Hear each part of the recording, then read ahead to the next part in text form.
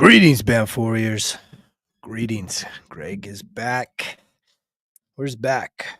The Hidden Light Studio here in northern New Mexico. Sedona was incredible. It's incredible. From the moment I drove out of Flagstaff from the north, driving down that canyon, man, Sedona was something else. I'm actually burning some bark that I made exchange with there in Sedona off an ancient tree. It was on the ground. That tree had to have been probably 300 years old. One of those vortexes. It's all twisted up. That smells so good. A Sedona vortex bark tree. How's everybody doing? I'm grateful to get back on here. An incredible time in the wonderful, sacred place called Sedona. If you've ever spent any amount of time there and really interacting, right? I felt very fortunate because I wasn't just there as a tourist. I went there with intention. And the primary intention for me to go there was to be a part of a 2-day, very immersive, healing workshop. And there was about 100 people there. And it was a great opportunity to just reflect, connect, and even do some pretty powerful exercises in terms of healing, growth, expansion, releasing, right? Releasing the things that hold us back. What holds you back, right? That's the question I have.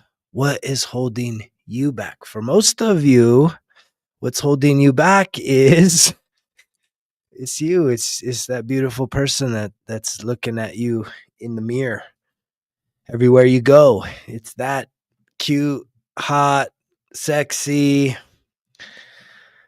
not so innocent person that's looking you in the mirror, that's holding you back. Right? We hold ourselves back. We tie ourselves down. And usually what's going on is the mind. The mind. I went on 5 different hikes on this particular trip in Sedona, and I could feel that vortex power. There was something so powerful about it. I remember I brought my son with me and my dog. We stayed in an Airbnb. And the first when we drove into town, we were pretty hungry. We've been driving. It's about a 6-hour drive. It's not too bad. We had a wonderful Thai meal.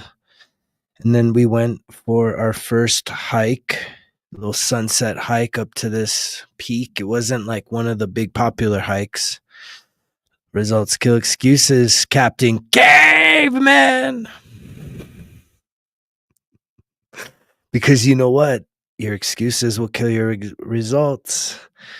Where do you think that mantra came from? Who is the biggest excuse maker? It was me. I used to always try and finagle myself out of. People would say, man, you're always making excuses. I'm like, it's not an excuse. I have a valid reason. I have a reason. Anybody ever use that? It's a reason. There's a reason why I can't do this and I can't do that. I can tell you when I went on this first hike, I felt this energy. I felt this happiness. Thank you, Sangria. I'm sure you're very adorable too. I appreciate all the love coming through. Right, I always feel that the love coming through here is a reflection of the love that I'm sharing to myself, right? That it's everything's a full-length mirror. And so I felt like there was an energy that I had been seeking for a long time. And I felt it. I felt it in Sedona. And I'm still feeling it now. And you know what that energy was? it was like a youthful, playful, energetic, happiness, free, abundant, just, I was just like ready to run up this whole mountain, running up the mountain and just playful and youthful and energetic and free. And man, I've put in a lot of work to get to that place. And it's interesting how when you can be a product of your environment, and there are environments that can activate you. That's amazing, Joe King. It really should be everyone's goal. Unfortunately, what a lot of us consider fun, it's not fun. 12-step program vibes. I've never done the 12-step program, but I have been sober for 13 years, William. I've been sober for 13 years. I used to go to AA, really I would go once a year to get the coin because, but I never worked the steps. I didn't need that. When I hit my rock bottom, man, I knew I was done. I had what was called the spontaneous sobriety. If you want an incredible book, if you want to reevaluate your relationship with the poison, I hate to be too honest around here, right? The poison. Alcohol, you guys, beer, wine, spirits, all the beautiful things. It is poison. It is ethanol, but we tell ourselves it's okay. It's okay. Let's have fun. Right. Absolutely. What you're seeing here is a sober man, right? It's a sober man, sober mind, clear mind, very sharp. Right. And in terms of my guidance to anyone looking for some support, some help, right? Anybody needs some help. The first things first. First things first. And I always go back to my own story. When I hit my rock bottom 13 years ago, thank you for all the love, you guys. When I hit my rock bottom 13 years ago, step one was say, I'm done. Time to break up with my lovey-dovey, vicious, toxic, always leaving me worse off alcohol wifey. I call her Amber, right? Alcohol, right? I always look at addictions as relationships because it is. We have a codependency and it's just like any relationship. And for me and Amber, also known as alcohol, were the toxic of all toxic relationships. It didn't matter how bad she left me. I always crawl back, right? I always just crawl back. Come here, honey. Come here. Let's get another round. Let's do some more. Right? One DWI, no problem. Come on now. I got another another DWI on me. Come on now. I need you, girl. I need you. I can't do it without you. I need another DWI. Wait, that's not enough. Wait, another 2 DWIs. That's still not enough. Come on, honey. There's got to be more. There's got to be something even worse than DWIs. Oh, a domestic? Hell yeah. Let's go. Fuck, man. Fuck. Stop with the madness. If you're hearing me, right. If you're hearing me and you're seeking some kind of a solution beyond a quick fix, right? Courtney, she's a funny, right? I love the Jack Black references. It's like great, Yeah, I'm famous. But the Ozempic, right? It's a quick fix, right? I got healthy. I got strong, 46 years young, all natural. Putting in work. Not looking for shortcuts. Y'all look for shortcuts, right? Right. I do eat vegetables. Jack Black, if you ate vegetables, yay. Eat vegetables, Jack Black. Then you won't be a big fat dad. That's like kind of funny. That guy's probably, I don't know if he's so happy. They always say the funniest ones, the jokers, right? People that always got to use sarcasm, because sarcasm is a coping mechanism, right? It's actually a trauma response because you don't want to. It's better to be pointing out, ha ha ha, look, ha ha ha ha ha ha ha, look, ha ha ha, right? That's what we do.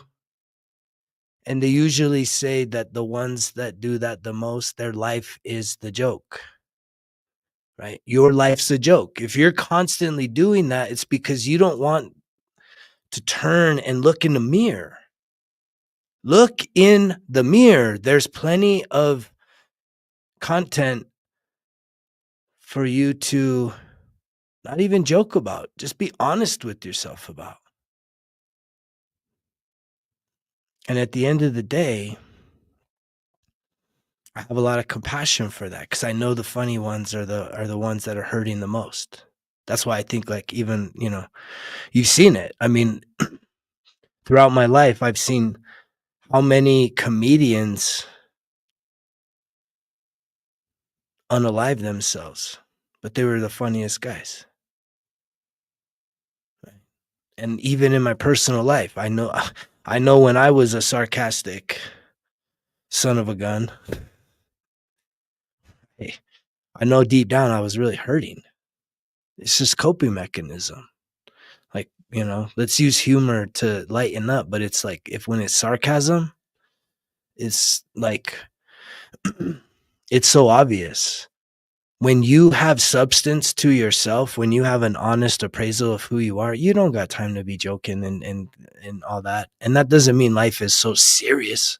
I'm the least serious person. Anybody that spent time with me in Sedona knows that as I'm out there hiking, I'm talking to people, I'm joking with people, but it's like having fun. It's not making fun. It's not using, pointing the finger, thinking, ha ha ha ha ha ha ha. Right? It's creating real humor in life. And that's being authentic, right? Bringing joy to the hearts and minds of people. I saw this one couple, they were so cute hiking, right? And so here's how I use my humor, right? Here's how I lift people up. I'm hiking, going down this pretty awesome hike, um, Cathedral Mountain, I think. And there was this couple, they were so cute. They were probably in their 70s and they were like holding hands and so affectionate. And I said, "Oh, look at you two. Is this your first date?" And they were just like, "First date? Shoot, we've been doing this for 50 years of first dates." And they were just so flattered. And that even this other couple coming up heard me say that. And they were like, "Dude, that was like the sweetest thing for you to say to them." But so that's like genuine and authenticity. But when it's just ha ha ha ha ha ha ha ha, and it shows up here all the time. And the beautiful thing is that I don't react to it. It doesn't even faze me. You're throwing shit in the wrong direction. You really everything you want to everything you're pointing out at me, I guarantee you side by side in the real 3D, right? You would break down crying having to face yourself and look within and deal with the shit that's really going on in your own life instead of always trying to be the class clown. And you ain't in fucking high school no more. You ain't in junior high no more.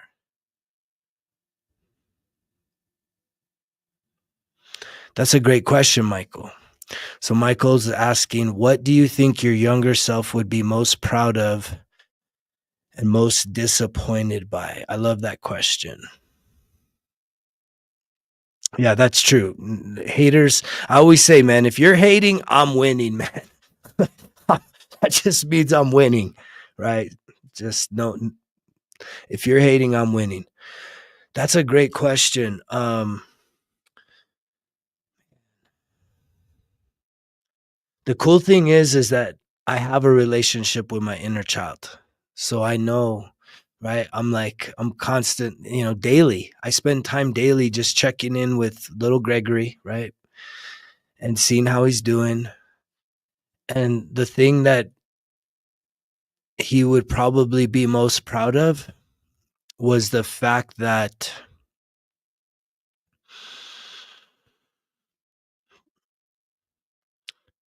we together, and I say we, that's very plural, That means my inner child, my adult, and my parent, that we together made a conscientious decision to heal. Right.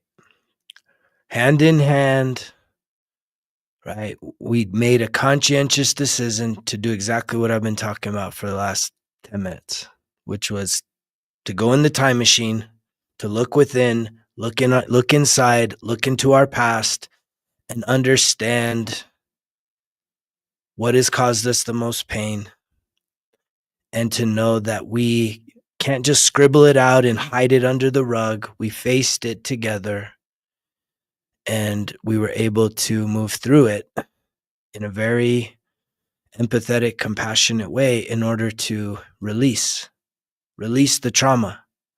Everything I talk about here is to help others heal.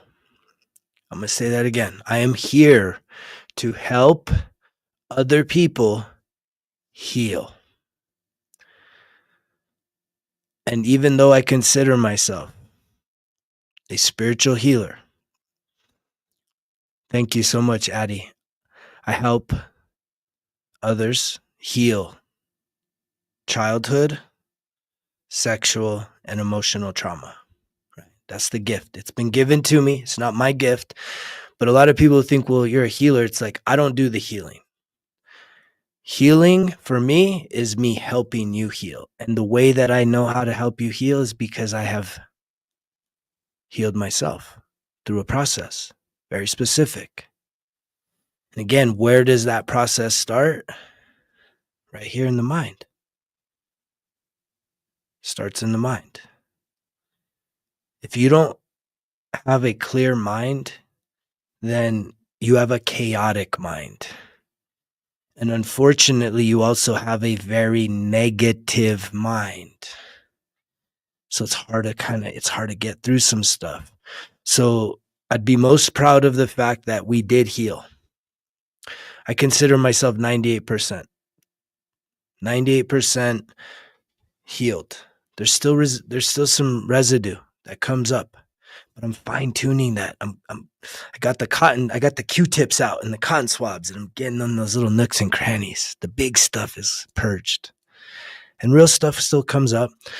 The thing I would be most disappointed in, that's a good one. I feel like I'm in an interview, but I like being interviewed. The thing that I would be most disappointed in is that I didn't do it sooner. That I didn't make the decision to get sober, right? Again, 1 DWI, 2 DWIs, I mean, domestic, 3 strikes and usually you're out. 3 strikes and you're out, man, but, painful process. And that's in part why I get on here with so much passion. And I know that I'm singing a song it's not popular yet. Y'all want to be distracted. Y'all still love the escapes.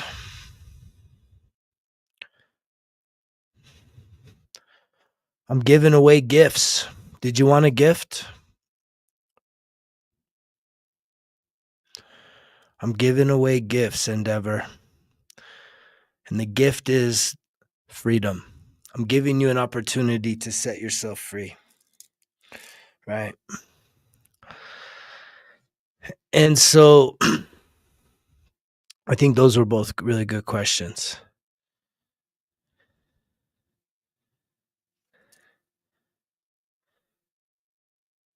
About the thing I'm most proud of is that I did heal. Right? I could have made excuses. I could have just kept avoiding doing the work. Because see, healing takes work. And I know that because guess what? I tried it. I tried the magic trick. I tried Jesus a lot of times. I've been baptized at least 5 times. And I know I've prayed Jesus into my heart probably 100 times. And I even preached the word, and I've even sung the worship, and I even did the kids' kingdom. I mean, I've served in the church, and the thing is it didn't heal my trauma. It didn't heal the programs that were underneath the surface, right? And those of you that can hear that message in my authenticity, right? I welcome you to maybe take even a step farther, right? Continue, right? Continue. Subscribe to this channel. Share this message, right? If you really want to go deep and you really are ready to start doing some actual healing. Actual healing takes work. It takes intention. It takes, are you ready for it? Number one, a clear mind. And by clear mind, I mean it takes sobriety. You cannot be putting chemicals in your body, distorting your mentality, even if it's, oh, well, it's just at night or just on the weekends, or my grandpa told me it was good for my heart. It's like, stop, man, stop. You can't do that. You don't need to do that. It's convenient. And that's why this isn't quite popular yet, right? Right away, the first comment here, this guy gives me the craziest 12-step program vibes. Fuck. I love you guys. I love it. I love being, right, the villain. Right? I used to be the biggest party animal, right? And now, right, I'm that wet blanket. I'm the wet blanket. I'm the party pooper. I'm the biggest party pooper now because, right, it's what I am saying is it's just not popular. Most people, y'all don't want to do it. Y'all don't want to do the work. It's so much easier for you to continue telling yourself that poisoning yourself, harming yourself, this body is fun. It's fun. You don't want me to have any fun? If you don't think this guy has fun, oh man. The people that like that, it's been a long time. I don't get invited to go out to bars or clubs. I don't have no business in there.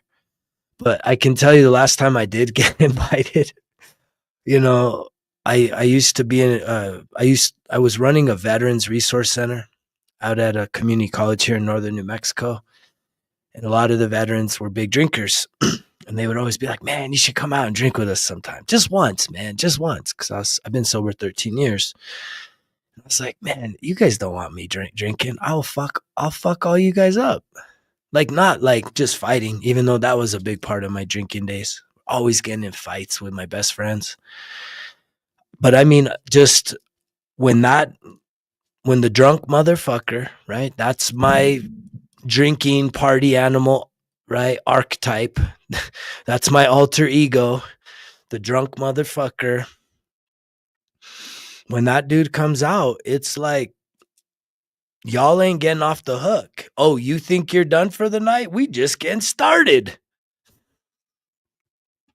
You know? So I mean, I could go so extreme so that even people that you think you're, oh man, I love to have a good time. I will run you into the ground, including myself. And that's just, it's gone. We can't do that no more, right? I could, but what would it benefit me? What would it benefit me? I was having a conversation on a hike yesterday, inspiring my hiking partners, and really just talking about like self-love. Anybody heard of that concept? Like, what does it mean to love yourself? Right?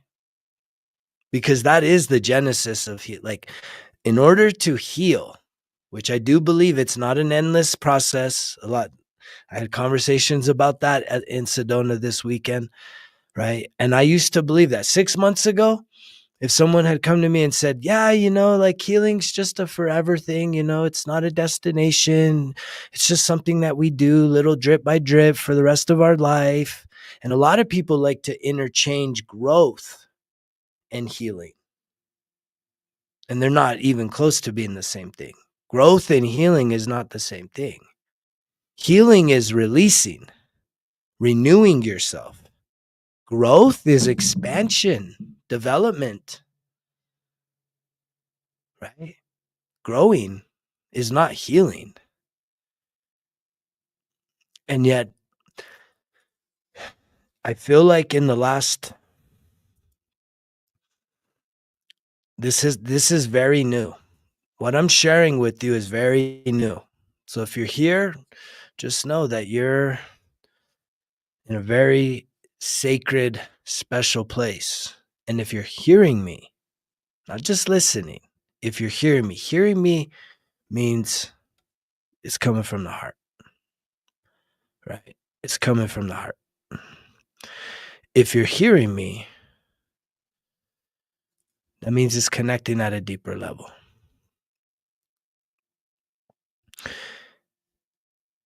And yet, I truly believe this with all my heart, with all my mind, with all my soul, with all my strength. And I would put my life up against anyone else, not as a competition, but just to say, look, if you're listening to somebody and they're saying, hey, do these 3 things and you'll manifest your love of your life, or you'll manifest your dream life, or whatever it is that you want to manifest, say this 2 things. And then it's like, I believe that your thoughts are your reality. That's why I put so much emphasis on sobriety, right? But I know a lot of people that are quote unquote light workers, healers, energetic people, spiritual people, and they're still getting high, they're still getting drunk. And it's like, I ask people if they come to me and I ask them, like, do you still drink and smoke and all that? And if they do, then right, I probably it's not that aligned.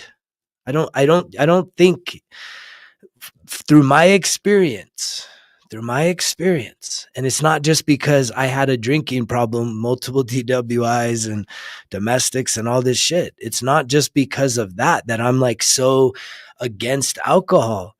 If you want to hear the most incredible resource about alcohol, I have a book for you, right? This Naked Mind. Even if you're just a rarely type drinker, but you're just like, it's just not your thing, but you would like to even have more information about how it impacts your body and your mind, do yourself a huge favor. Listen to This Naked Mind.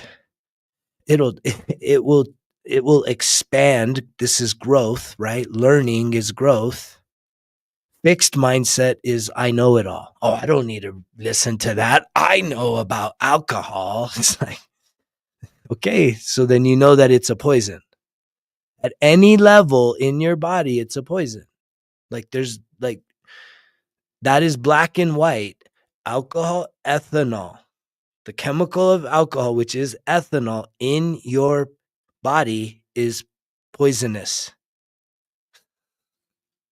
And yet we call it fun. It's like the weirdest thing. Why? And I was the worst. I was the worst. I loved getting fucked up. There was something about drinking. There was something about being around people getting all fucked up. And it was something I had done since like 12 years old, at least on the weekends, 12, 13 on the weekends, right? The summer, all summer, right? 14, 15. By the time I was 15, I was in high school. 14, 15, I was in high school. I graduated high school at 17. So 14, I was a freshman, right? Man, it was binge drinking galore. And crazy amount of drinking, man. And that only just kept getting worse and worse and worse and worse, especially once I hit adulthood. It was like everywhere I went, it had to be about alcohol.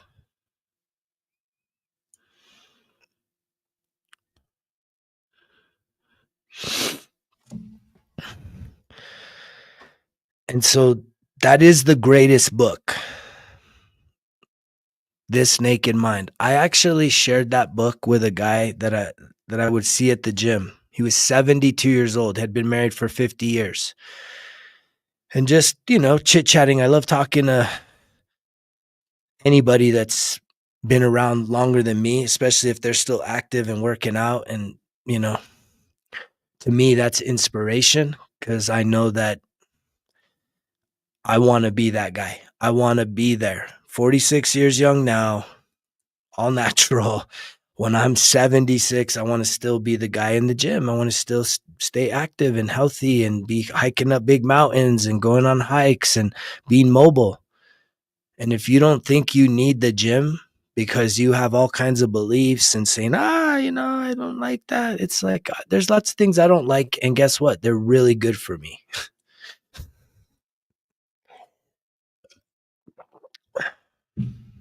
But 72 years old, I shared the book with him. We were talking. He was kind of struggling with alcohol. And I said, you should check out this book. It's a great book. And This Naked Mind. A year later, COVID happened, right? And a year later, we seen each other when the gyms reopened.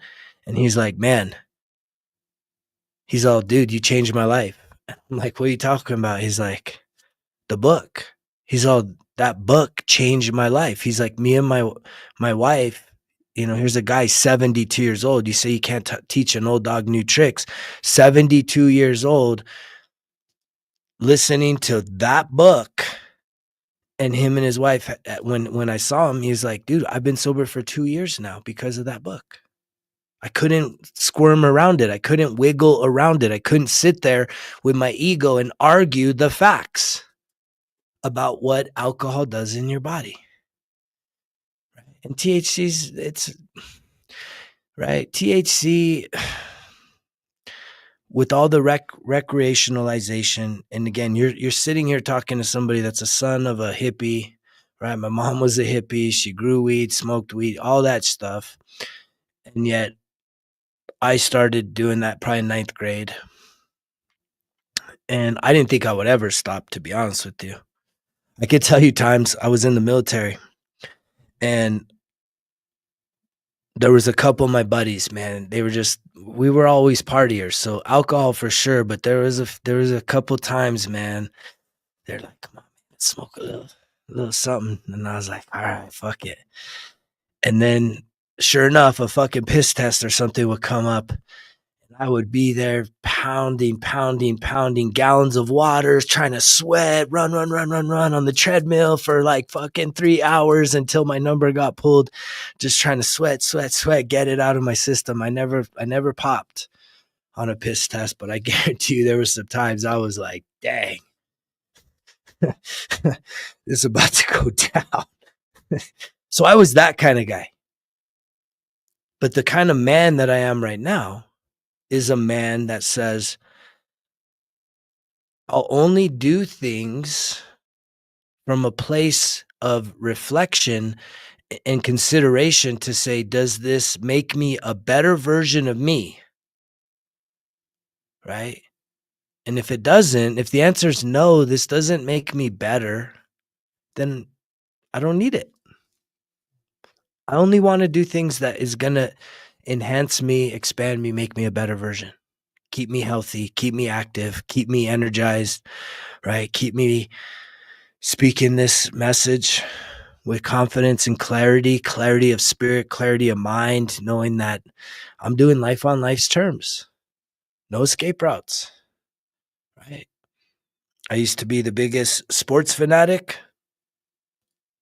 I don't have time to, I don't have the attention. I don't have the boring life that I can just sit there and say, let me sit down and watch some other people exercise for 3 fucking hours.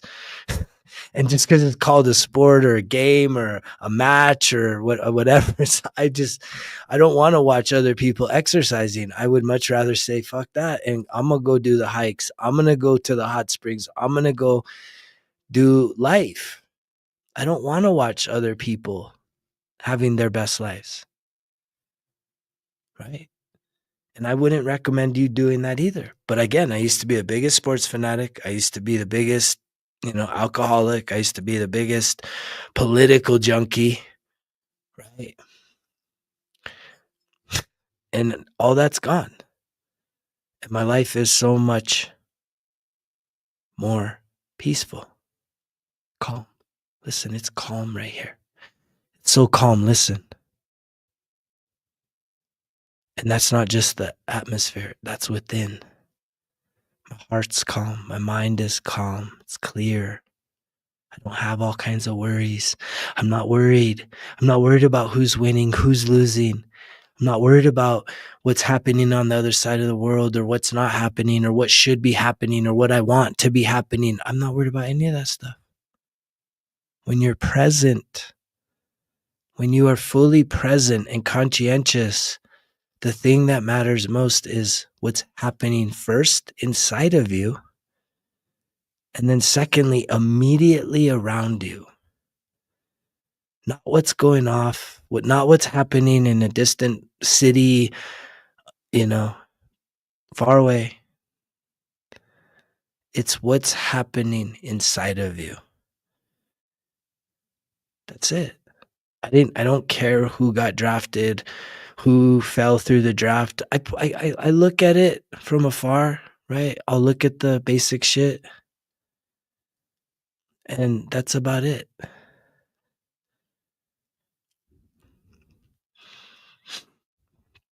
But to be sitting there and emotional highs, emotional lows, what does it do for you?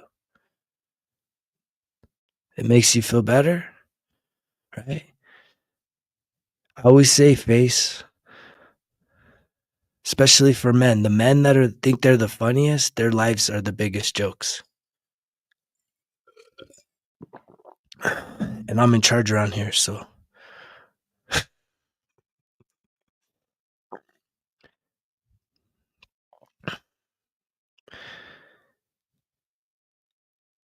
And I recently got asked, I got asked this yesterday. I had a lot of really deep conversations in Sedona. I was grateful to not only learn, right, learn new things, connect, feel the energy, be a part of, 100 people that are just all sort of different phases of this experience of healing and going through a spiritual awakening and working on themselves, right? How many of you are working on yourself right now?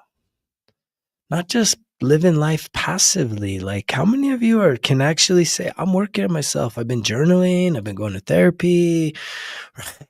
Been exercising consistently, I'm eating healthy, right? I'm working on some of my emotional healing, right? It's like, what other more important thing do you have? The 28th was a huge day. That was yesterday, man. The abundance, a day of wealth. And so it's like, if you're hearing this message, I truly believe with all my heart, with all my mind, with all my soul, with all my strength, that means every bit of me, inside and out.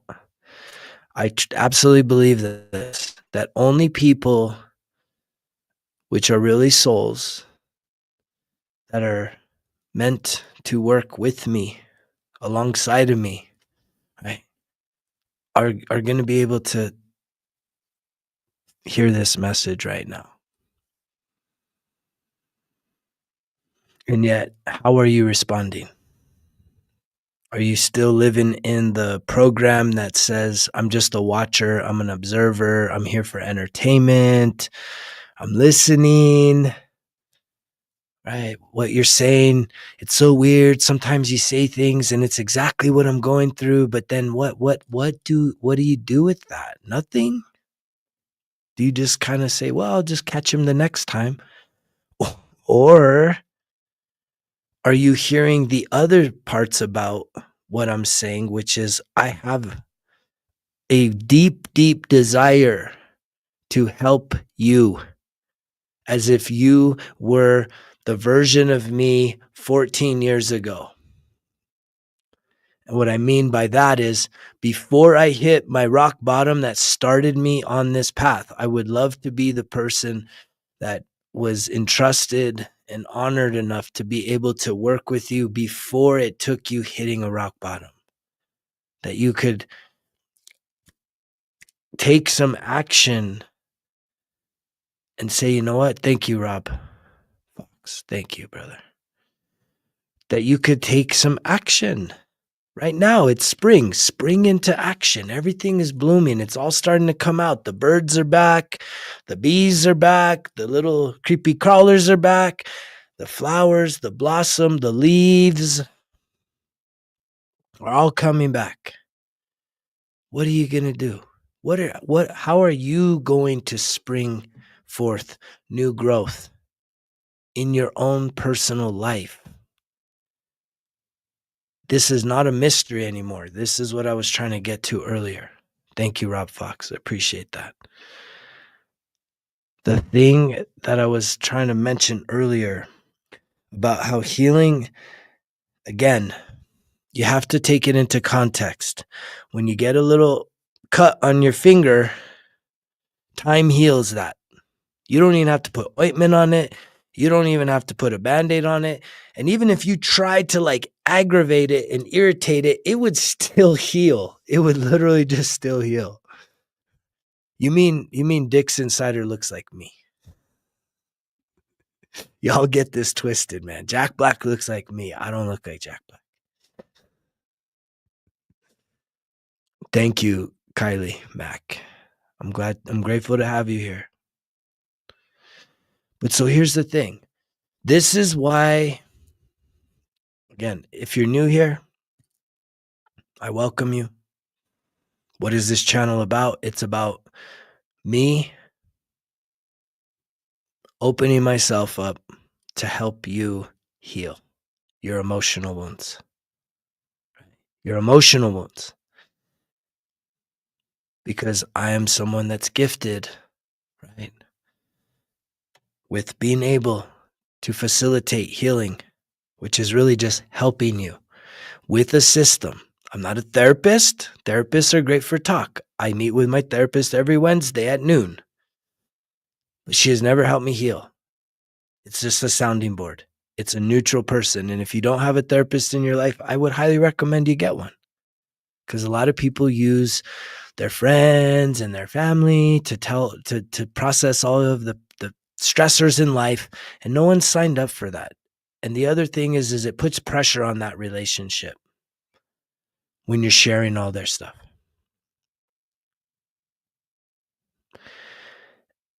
And yet,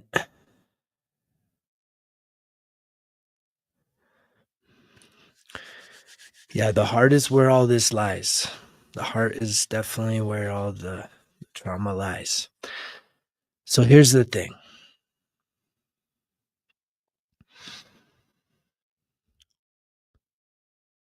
I'm here to help people help themselves heal. If you get a cut, time absolutely will heal that cut. Whether or not you neglect it or aggravate it, you can literally almost do nothing to stop it from healing. And you don't have to think about it. Time heals the cut. If you're sick, under the weather, right? Your body getting some rest, lots of fluids, time will heal that illness. You have an incredible system within your body that can go to battle with any virus, anything in there. And it, as long as you're getting rest and drinking lots of fluids, time is going to allow you to recover. But where most people are totally illiterate, and it's not your fault per se, it's a mystery. It's been a mystery, is how our trauma from childhood, we're talking 0 to 10 years old here, how does your childhood trauma, how does that impact your life? How do those wounds heal? Do they heal by themselves? A lot of you think so, but yet you have all these codependencies, these addictions And where do you think those addictions come from? I totally am in complete agreement with Gabor Mate when he talks about all addiction is rooted in unhealed childhood trauma. Why? Because emotional wounds, trauma is painful. It's painful. And when you feel emotional pain in your body, most of us will do anything to make it go away. And the sad thing is we'll do anything except for the one thing that it takes for it to be healed, which is to process it, to sit in the pain, to identify where is that pain coming from, not what activated that emotional stimulation in your body in the present. This shit goes, you have to go to the root. You need to do the life review. You need to figure out 0 to 10, 10 to 20. What are the most significant, impactful life experiences that you have had? And one of the things that I'm most grateful for is the fact that I've been given the ability to be very transparent, very authentic. Clearly, I'm that with myself first. Those of you that listen, those of you that realize, man, you seem like you're a pretty genuine guy, you seem very authentic. It's because when you look at a lot of people out there, there's a lot of people giving advice, but there's not a lot of people saying, man, I got 2 DWIs, a domestic violence, hit rock bottom, self-destruct. They're just giving advice. Most people aren't that authentic. And yet a lot of us listen to those people, but they don't ever really peel back the curtain and say, hey, let me show you really what I went through. Let me show you the dark shit that I went through. The real bad shit. For me to have the ability and the qualification to even be giving you the advice, because you can just hear some advice out there. But if you're just hearing some advice, you don't have the depths to truly help people get to the destination, which is what I desired more than anything else. When I hit my rock bottom and I said enough was enough and I'm not turning back and I'm going to keep going. Yeah, I have a lot of clairsentient gifts. Claircognizance is probably the top, which is I have a word of knowledge. So I have if I'm in flow, I mean, I have the Akashic record. I can read your guys' mail. Even when you're trying to like hold things back, like I already know what's going on. It just takes, what I've had to learn is to be more patient and more present with people, especially the ones I'm working with, for them to come to their own conclusions, for them to be the ones to reveal. Sometimes I have to probe. Sometimes if I can use, just cut into the chase. There were some people I was with this weekend and I just cut straight to the chase. I started talking about sexual trauma, right? It's very, very shameful. But it's also very, very prevalent in the lives of a lot of people. I'm going to say majority of people. Hello, Jules.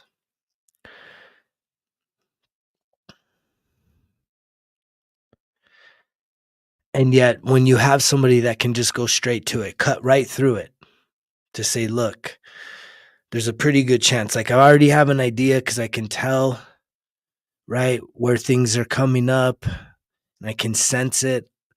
And if I just get straight to the point to say, man, there's probably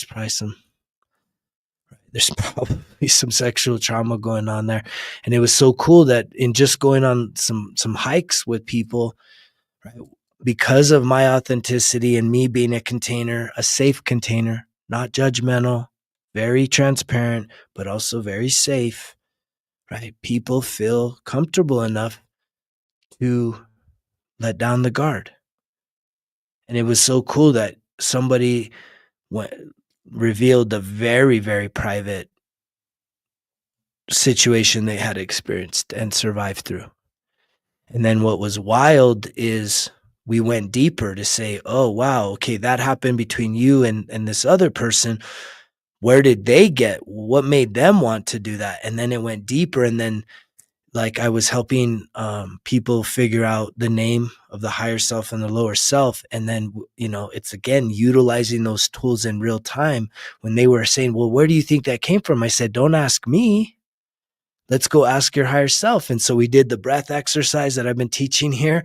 And guess what? This person got a download and they're like, no way. I think I know. I think I know. I think I know where this came from. And it was just like a total breakthrough, you guys.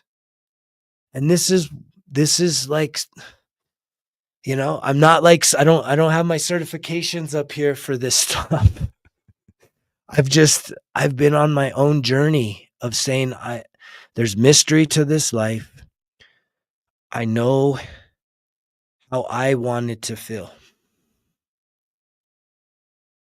And the way I wanted to feel is I wanted to feel safe in my body. I wanted to trust myself in any situation. And by trusting myself, that means to be able to have not emotional control. A lot of you think you can control your emotions. You cannot control your emotions, especially subconscious ones. When they get activated, you're a bystander, and whatever forces takes over your body, you already know is bad. And so I wanted to have a self-mastery. I wanted to trust myself, have self-mastery, which really means you got to have self-awareness. It's not to have self-control, it's to have self-awareness. So that the instant that the mood shifts, you're like, ooh, I just, whoa, why am I feeling like that right now? Wow, something just really shifted. I'm super like, what is it? And then if you have the emotional literacy, you name the way you're feeling. And by doing that, guess what? You get out of fight or flight and you go into a calming state because you're telling your body and especially your mind that you understand how you're feeling and why you're feeling the way you are. Because that's really what we needed to learn how to do as little kids. Right? I think if we wanted to be able to make this world a better place completely, working with adults, y'all are challenging. You're like me, stubborn. Right? You need to have a crisis happen for you to like really make drastic changes. Most of you, not all, but a lot of you have to actually have a crisis, calamity in your life happen for you to be like, the sky's falling. I have to do something now. And then you do it out of desperation and urgency. And that means that you also want everything to go back to the way it was. Versus realizing that those I call them the tower moments, right? That's a tower moment. It's a collapse. Why the fuck do you want to resurrect a life that you already know isn't in alignment with what? Your highest self, your best self. Most of you are living a life that is inauthentic to who you truly are supposed to be. You're wearing the masks. I wish I had my mask. That was probably one of the coolest experiences this weekend as we were given a mask and we needed to write, the things that we're using to hide behind with the mask.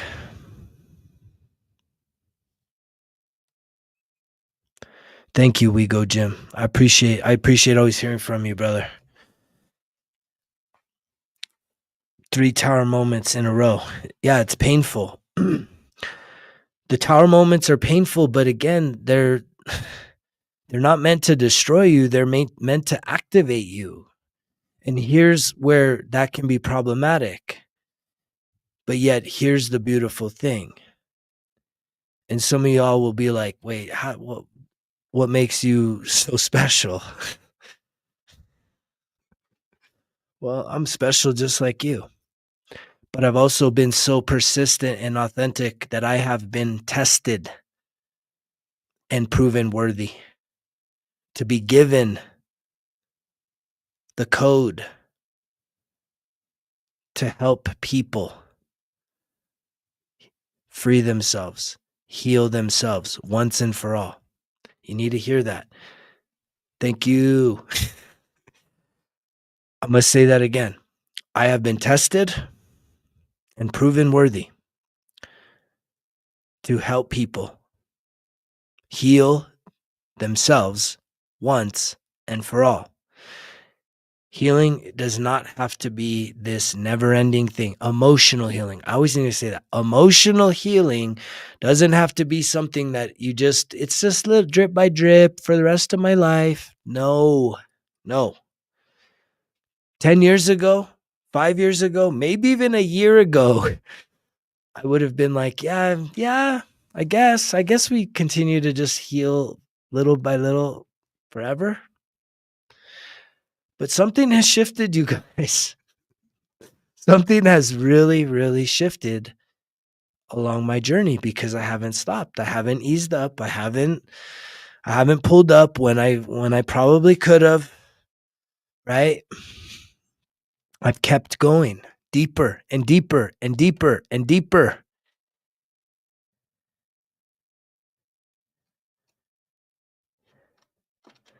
I don't want to be a healer. I am a healer. I am a healer. I'm in my healer arc.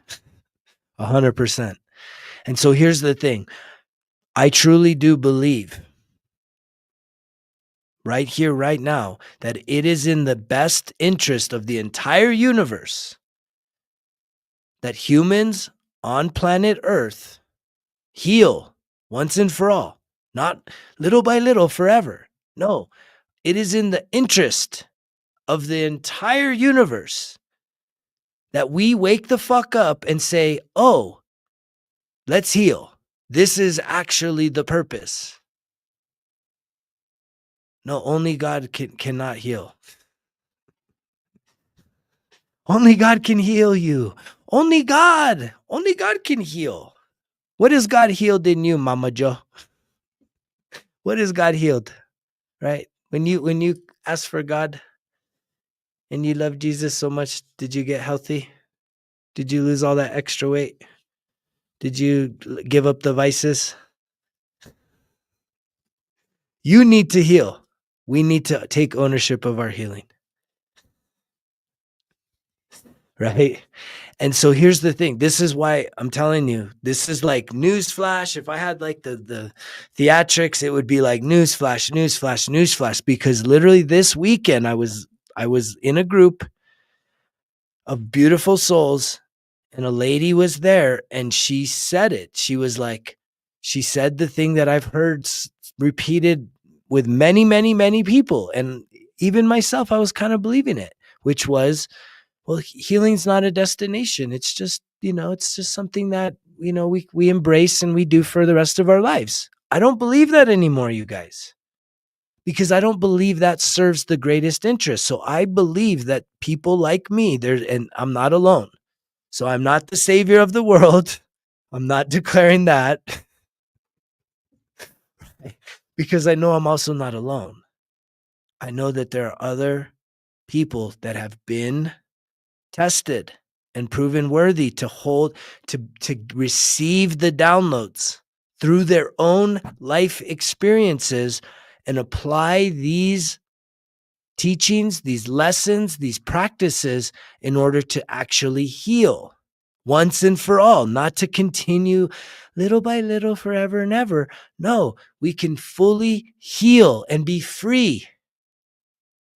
And yet, for sure, it's a mystery. But yet I have been given a way to decode the mystery to help you heal. An actual process. An actual process.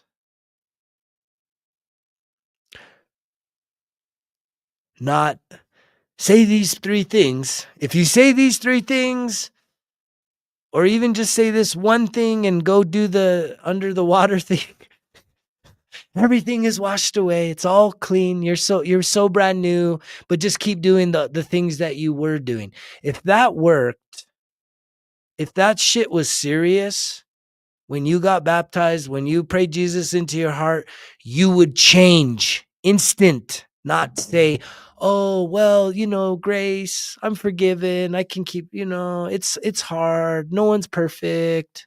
It's all excuses. And that's really, and it's hard to hear this shit. Breakthrough, man. It's time for the breakthroughs, William. If you want the breakthroughs, who's here's ready for a breakthrough? Who's here ready for the breakthroughs? Right. If you're ready for the breakthroughs, it's time to take action. Join me. Join me. When? Not now. This Sunday. May 4th. May 4th. The Breath of Life Healing Circle. I guarantee you. You show up, open heart, open mind, right? You sign up, you show up. All you need is a notebook and a piece of paper. There's some homework that will be assigned, right? Participate, do the breathing, learn the breathing, commit to the breathing, start integrating that breathing into your daily life with the reflection, with the forgiveness rituals that I teach. And I guarantee you, right here, go to result. If you want to sign up, this is the week. Resultskillexcuses.com. The Breath of Life Healing Circle. Right. This is going to be me bringing together the most potent practices that have impacted my life. So, great question. How much is Sunday's event? So, currently, for you to sign up, it's for the whole month of May, which we meet 3 times in May.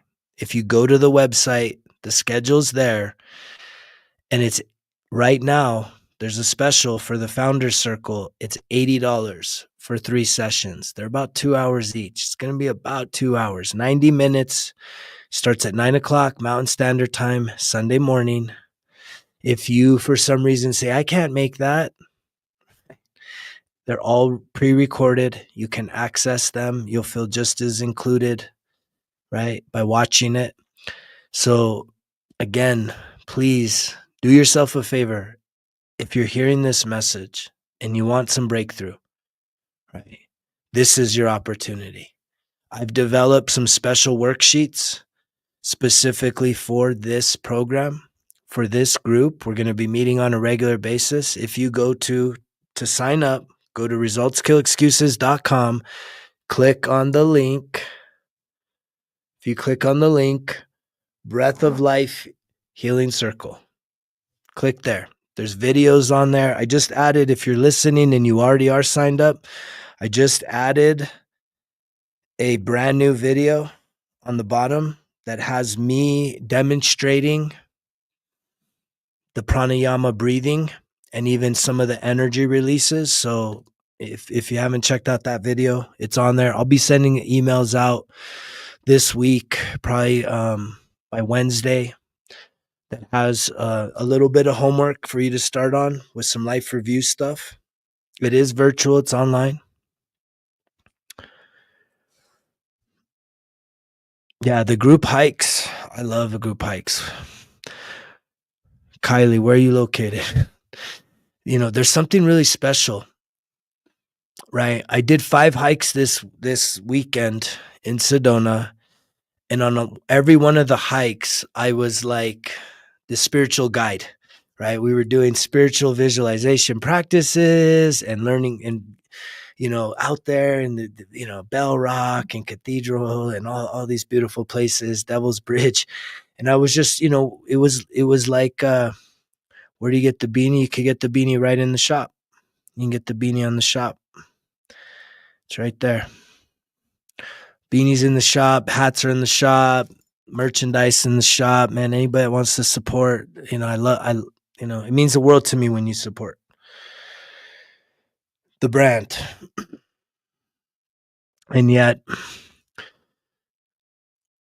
my hope is in going to this 2-day event, it really showed me that, look, if someone else can do it, I can do it. If I host an event in Sedona, right? Again, I'm in the process right now of building out the community, everyone that's following. But really what I need is for people, again, I don't wish. I'm not just a talker. I'm not just here to talk and entertain you so you just kick back. I said it earlier. I truly believe my soul and your soul have agreed to work together. What do I mean by that? For us to work together, that means side by side, hand in hand, doing life, feeling that you don't have to do it alone, but yet there is a lot to this journey you got to be willing to do on your own. And it takes that self-leadership. It takes the initiative. It takes you saying, you know what, I want this matters, and I want to see my life get better and not just sit there flailing in the wind like a flag. I want to move. I want to do. So I can almost guarantee you that probably I think by the fall may be a little ambitious, but I think next year, we'll have a retreat, and the retreat will be beautiful because I don't like to just sit in a conference. I sat in a conference room for 2 days straight, and it's nice. But what I realized in the hikes that we did is that everyone is like, I don't want to say, but I did get some feedback saying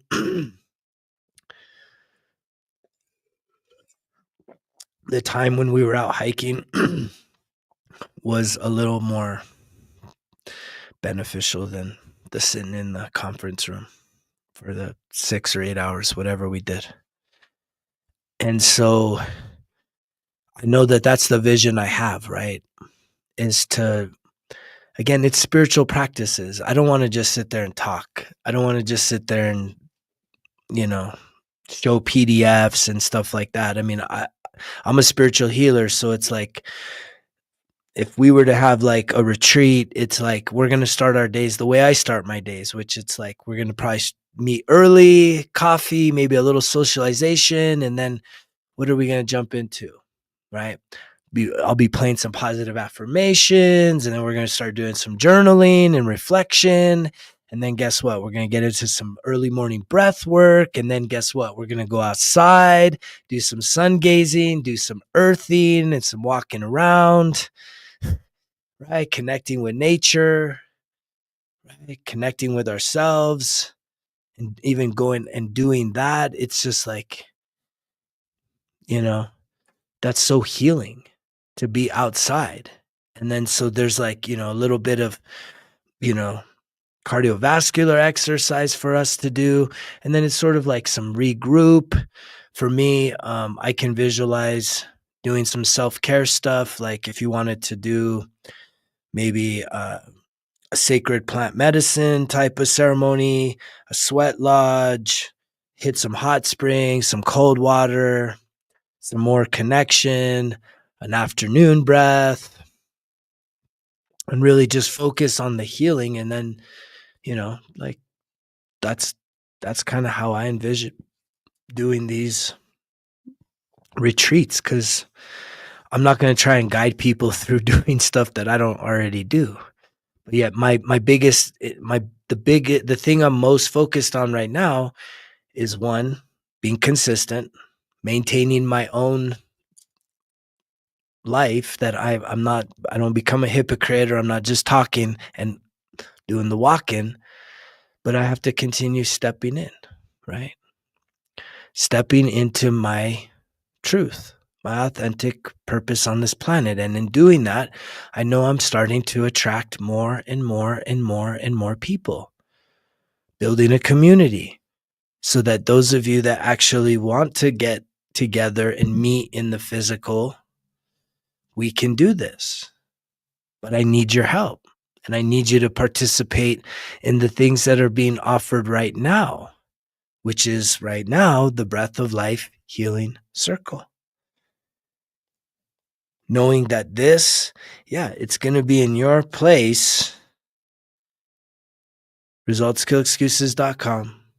Click on the link, Breath of Life Healing Circle. Sign up, right? It's $80 for literally 3 sessions. 3 90-minute to 2-hour sessions. I guarantee you after the first session, you're gonna be like, "That alone should have probably been I got my money's worth." And if for some reason you show up for 3 times and you're like, I didn't like that or I don't want that. It's like, if you want your money back, like, I'm happy to give a money back guarantee, right? Because I just know with all my heart that what I'm offering is exactly the medicine that I need, and it's putting together the most powerful things. I can't wait to see you there. Melisha. Is it Melisha? I can't wait to have you there. And then all of you. Like I would love for every single person hearing my voice right now. All are welcome. All you got to do is sign up, show up. You don't need to know about this stuff, right? You just need to just be open to say, you know what else are you going to try?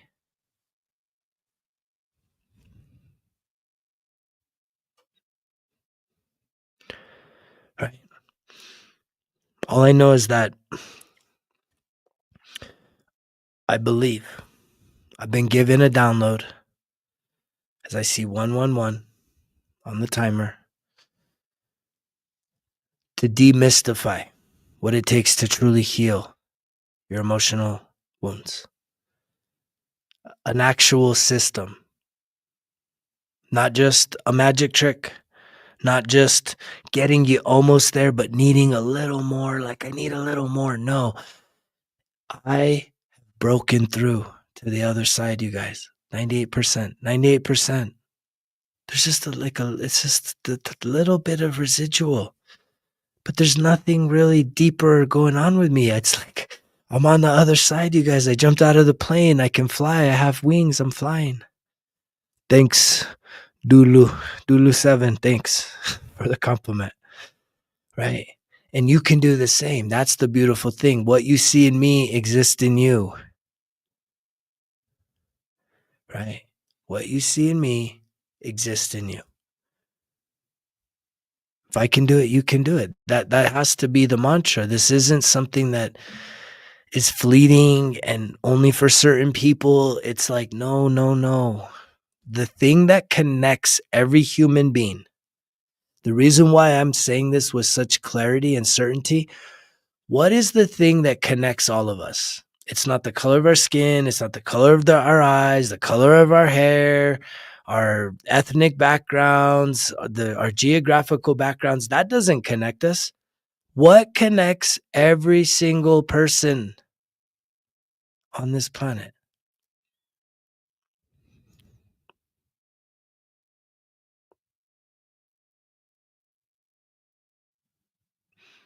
It's all of that. The Akashic, I mean, I just have, again, having cognizance. Claircognizance is a word of knowledge. It just means that I know things. Like, I'll be talking on here and people get on here and will be like, that sounds like the Hindu or this or that thing. And I'm like, I don't know. I've never studied that stuff. It's just flowing to me right now.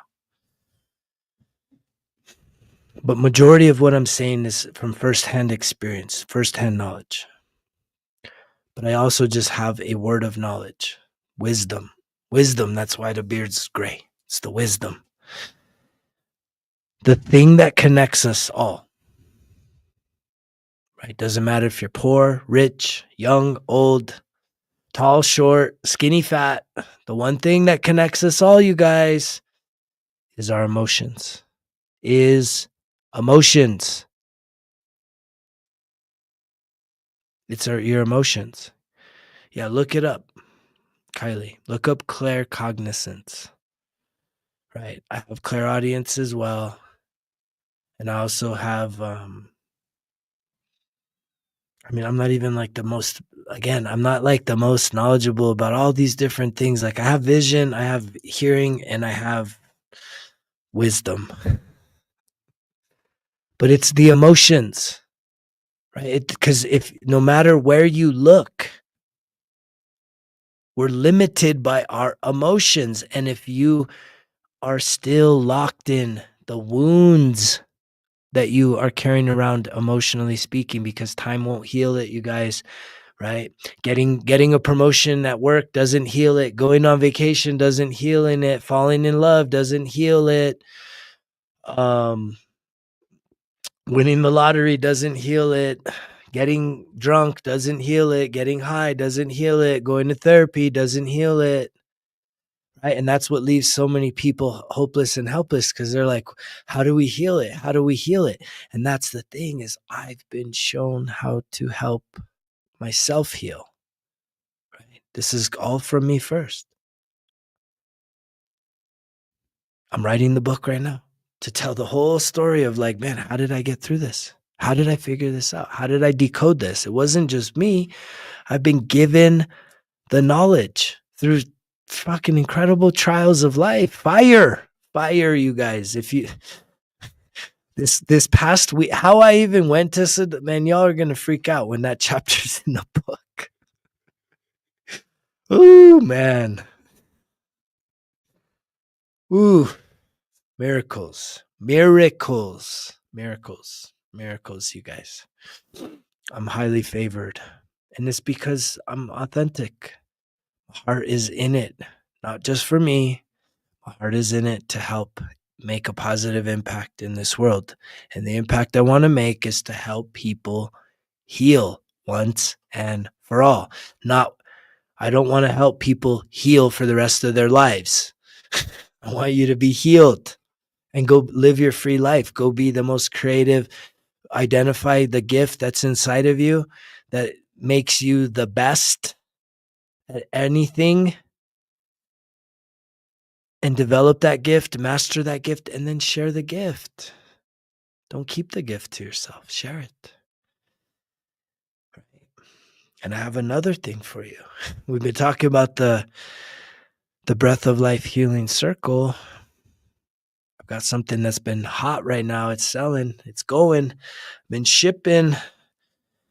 I've been doing lots of shipping, you guys. Yes, oh yes. 1% Better Everyday Journal. The 1% Better Everyday Journal. This is not just blank pieces of paper. I'm so thankful to the guy. I'm so thankful someone today put me on blast, because they were like, $100 for a journal. Reminds me of, do you guys remember the scene in Pulp Fiction where they're talking about the milkshake? $5 for a milkshake. All I know is that Travolta and Uma, they both were like, that's a damn fucking good milkshake. And yet someone was like, it reminds me of that scene, man. You're asking for that much for a journal. And it's like, I'm pretty sure they still have a 5-star notebook, man. If you're just looking for blank pages and you think you know what you're going to write down, go do that. But if you're looking for someone that has been through the fires of life and has also, like, again, guys, I'm not just AIing this, like, I'm designing this. It's all of my life skills, from being a graphic designer, being a teacher, having gone through my own healing experiences, and being able to really help others to heal themselves, to learn what it is to be journaling, to understand that you need to start with positive affirmations every day. Right? It's all packed in here and it's made fun. Like, that doesn't even look like a journal. What is that? That's like some worksheet from junior high, but yet it's perfectly designed to help you, right? Reprogram your negative thinking into what? Positive thinking, positive beliefs, positive affirmations, gratitude, right? It's also able to help sort through life's challenges, right? And then it also has built into there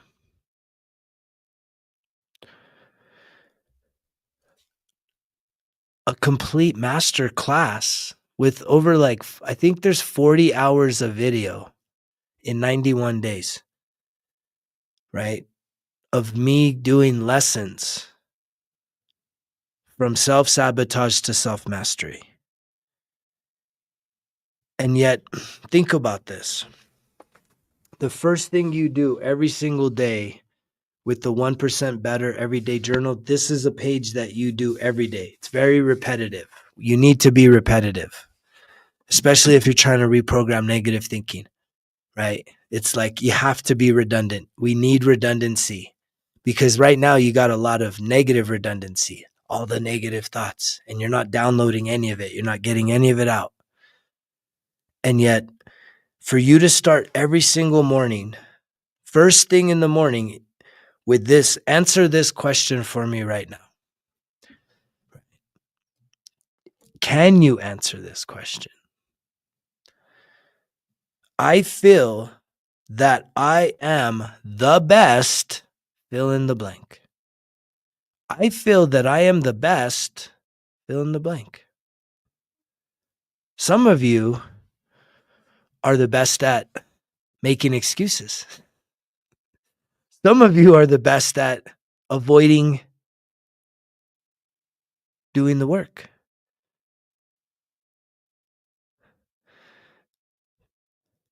That one, thank you.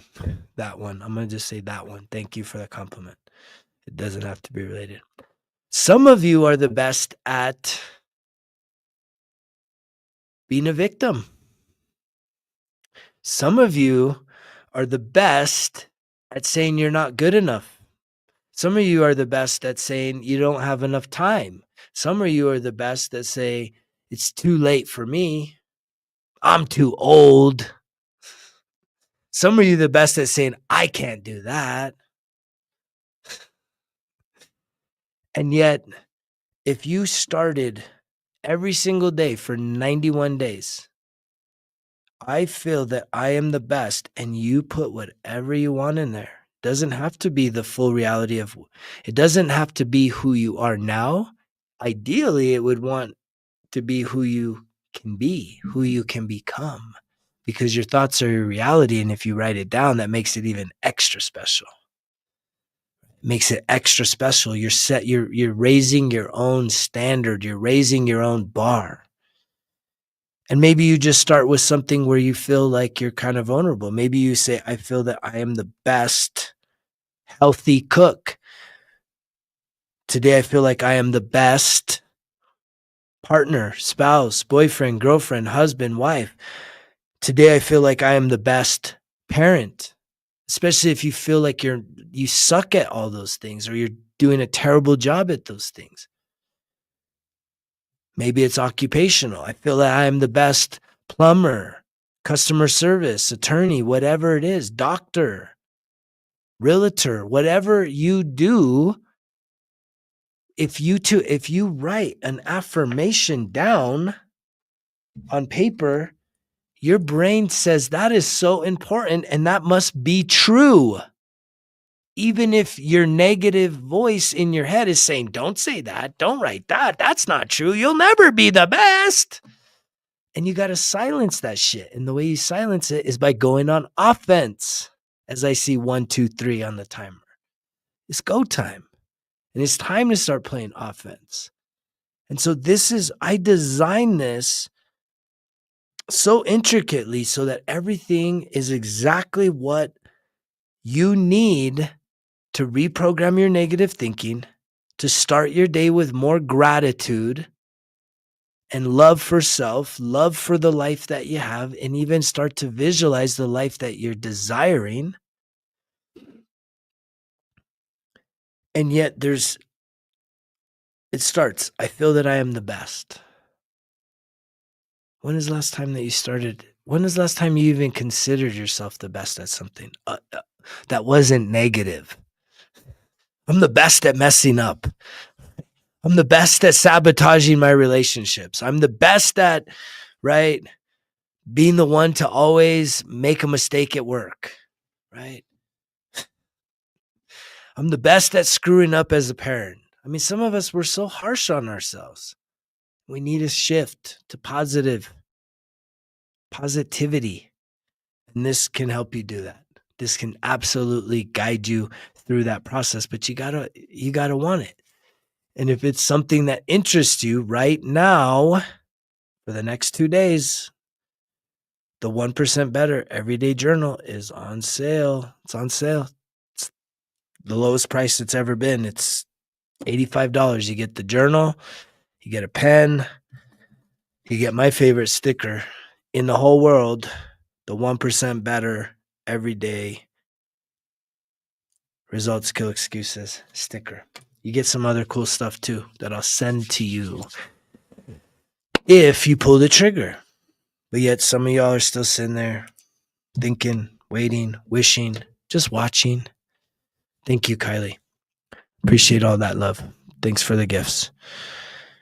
And yet here it is, right? What are you going to do with it? If you think that you listening, you connecting with this message when there's a billion messages out there for you to be listening, but yet here you are, here I am. I truly believe that I would not have this if it wasn't something that could help you.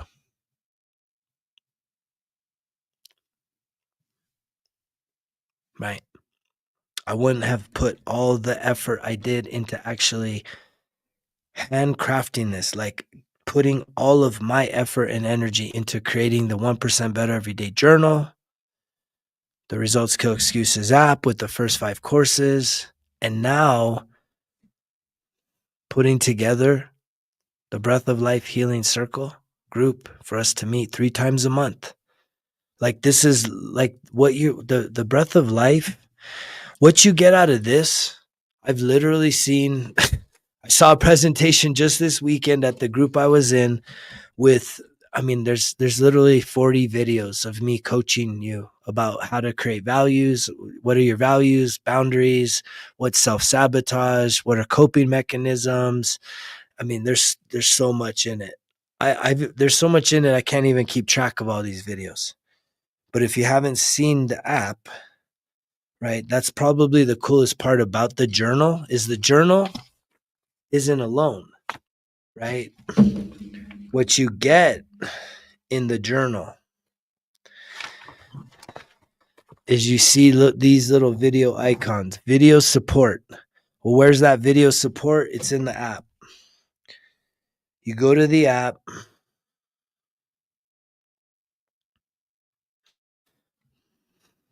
right? The app's free to download.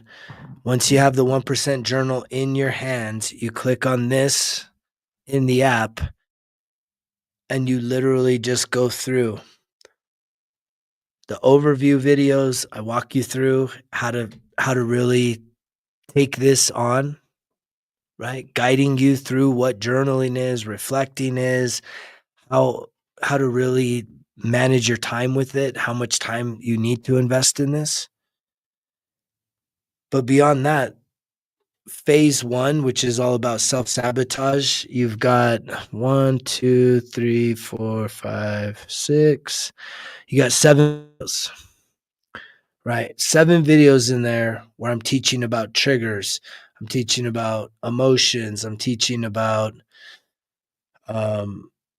writing a forgiveness letter. So the amount of value that's packed into this is incredible.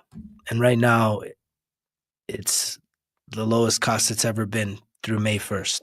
It's $85. And if that seems like too much, do yourself a favor. Go to a office supply store and get yourself the lowest priced journal notebook that there is. Just get yourself a low priced notebook and start figuring out what to write about.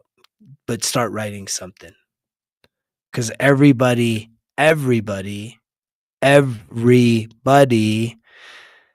can absolutely benefit from incorporating the practice of journaling.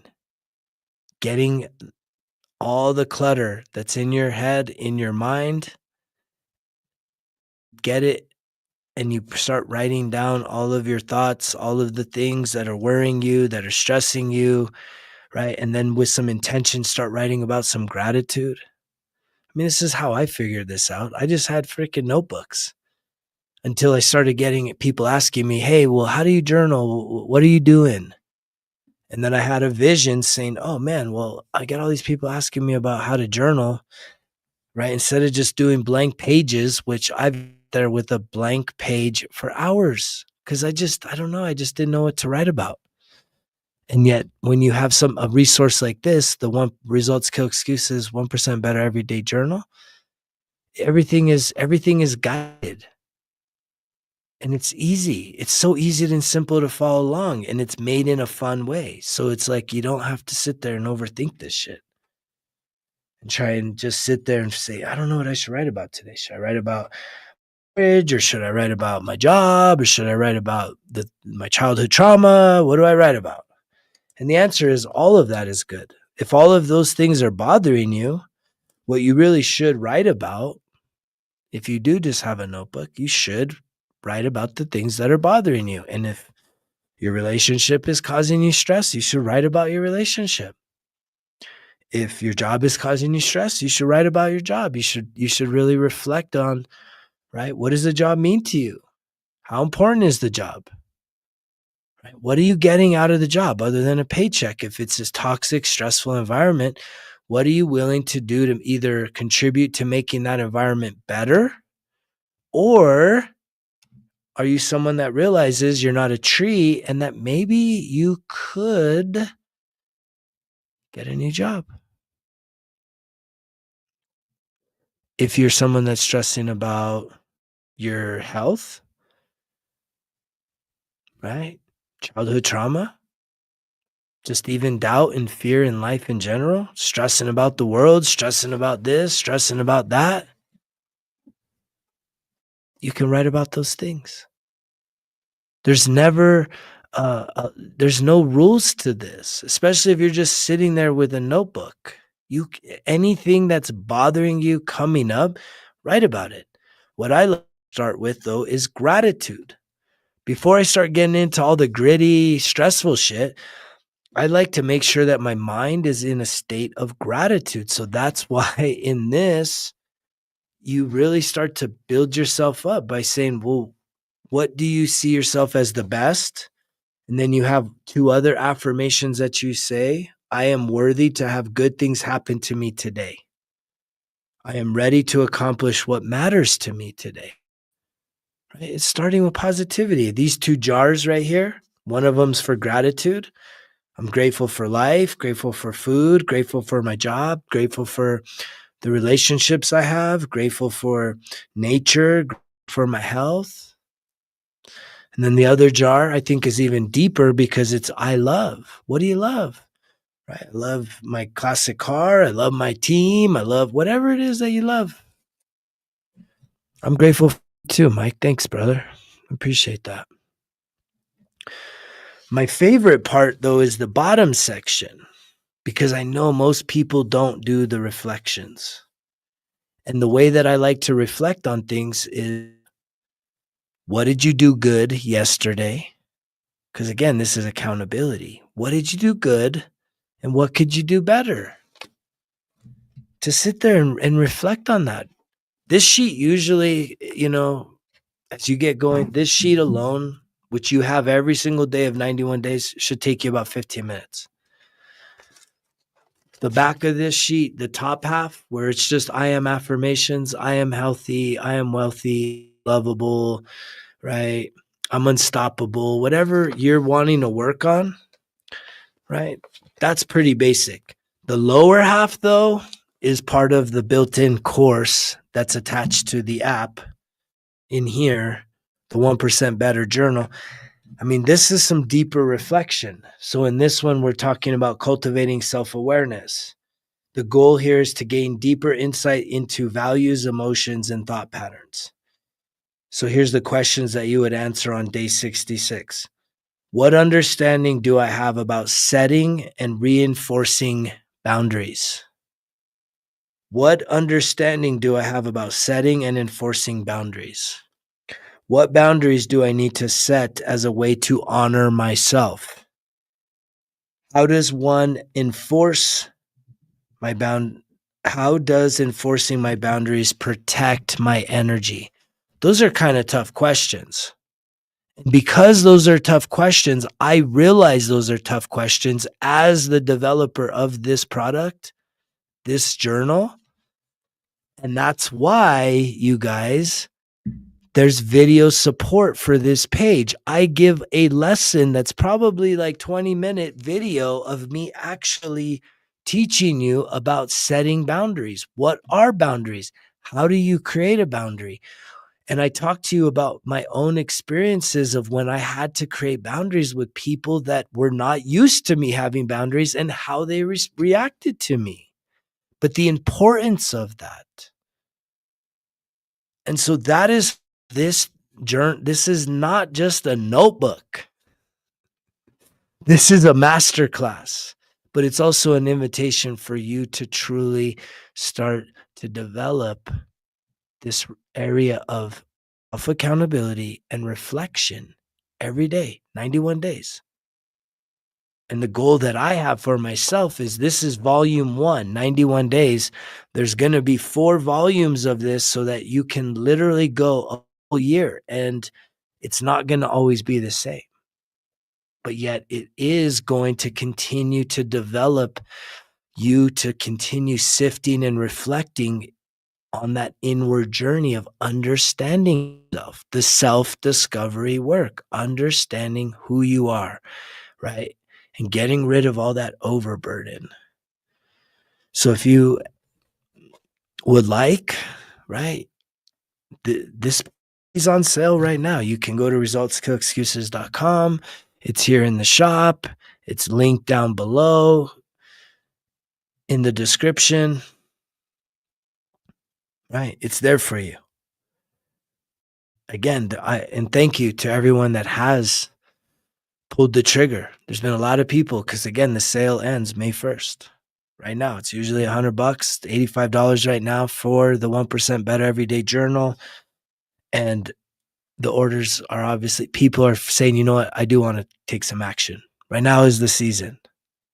I'm tired of just listening. I'm tired of making excuses. I'm tired of being the best at making excuses. I'm tired of being the best at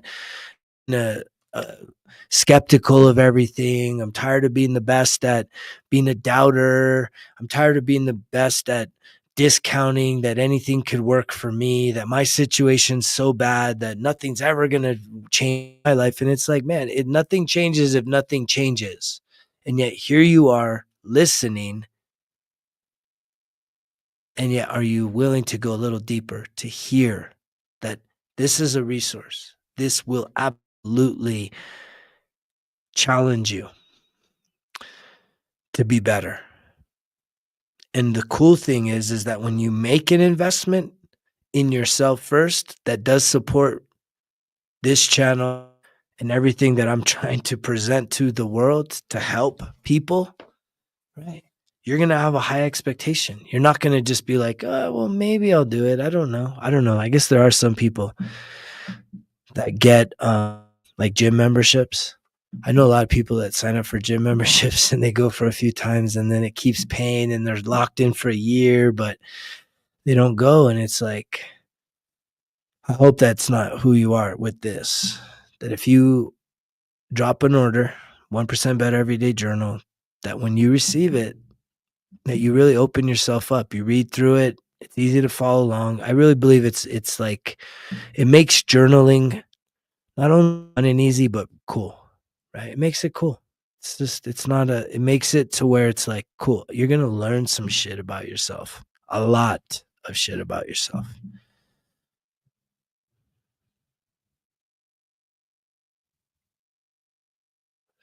That's powerful. So somebody that's been really locked in with the 1% Better Everyday Journal, and I know this because he reaches out to me all the time and is here virtually every session. He said that he actually was emotional, right? He said that with the affirmations here at the top of this page, the worthiness, right? Us don't feel worthy. I'm worthy to have good things happen to me today.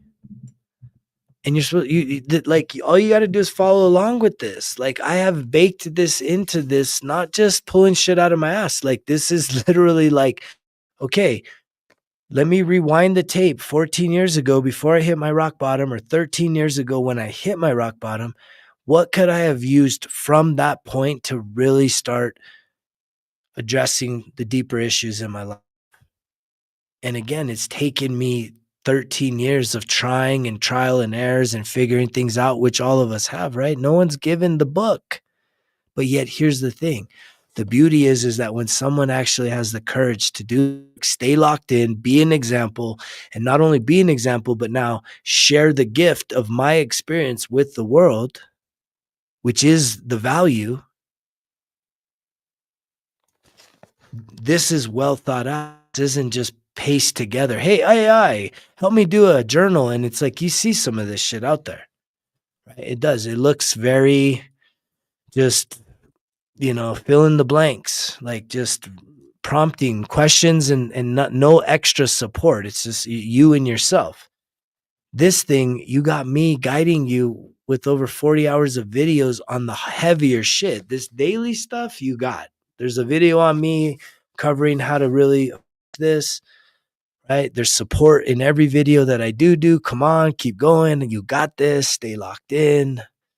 So you have that piece to it too, which is that doesn't exist. Show me something else that it does that. Haven't seen, because I created it.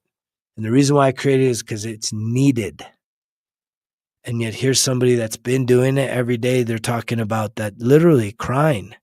It's emotional to like start considering yourself worthy. But it does elevate the vibration. That's what he says here. Worthy to have good things happen to me. Slowly changed me. The elevated vibration then began to attract and receive, right? There's literal breakthroughs by just what? Trying something new. Putting yourself on the hook to do something new. It's right here. It's here. And it's for everybody. This isn't just for one type of person. That's the thing. I'm here in the States. Half of the journals, the 1% Better Everyday journals that I've shipped out have been international. It's like, man, I love it. I love the fact that the issues of healing emotional wounds, self-discovery, self-improvement work is global. People all around the world. And that's why I'm telling you, it's the one thing that connects all human beings is we are limited by our emotionals, our emotions. Doesn't matter if you're rich, poor, fat, skinny, tall, short, what doesn't matter, right? Happy, mad, angry, sad. And then how you play those things out. And also how you are coping with those emotions.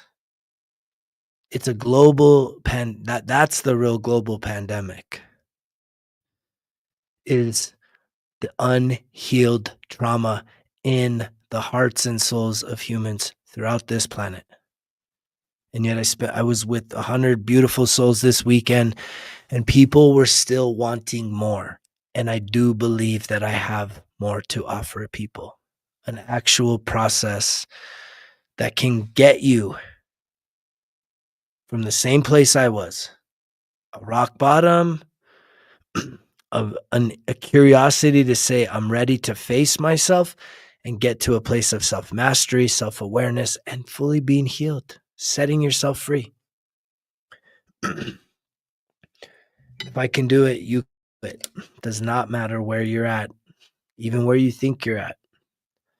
But there's a lot to it. Mental health, emotional health, spiritual health, physical health. It's taking all of those things. It's taking all of those things.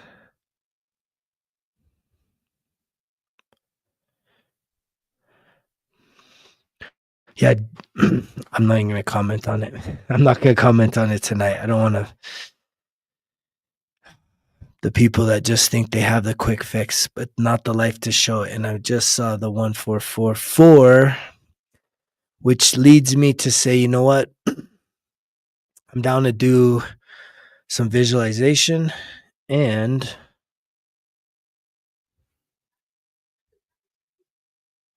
who's this? I invited you? Cool. Do you want to have a conversation? I didn't even know I invited you, but you're here. I think that's kind of magic.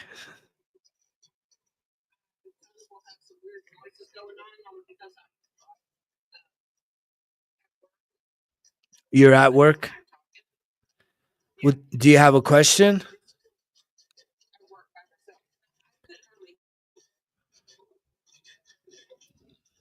You hardly hear me?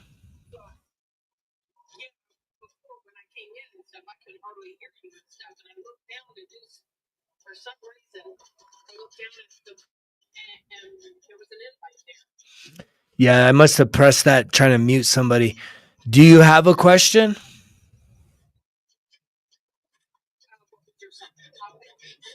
Life, trauma, healing,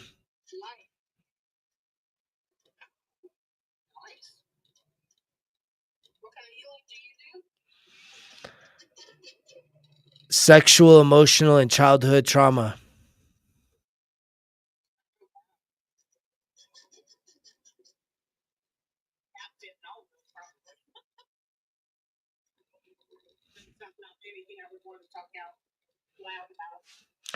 All right. Well, I'm gonna let you. I think that was, it was kind of I guess, the virtual way of doing a butt dial.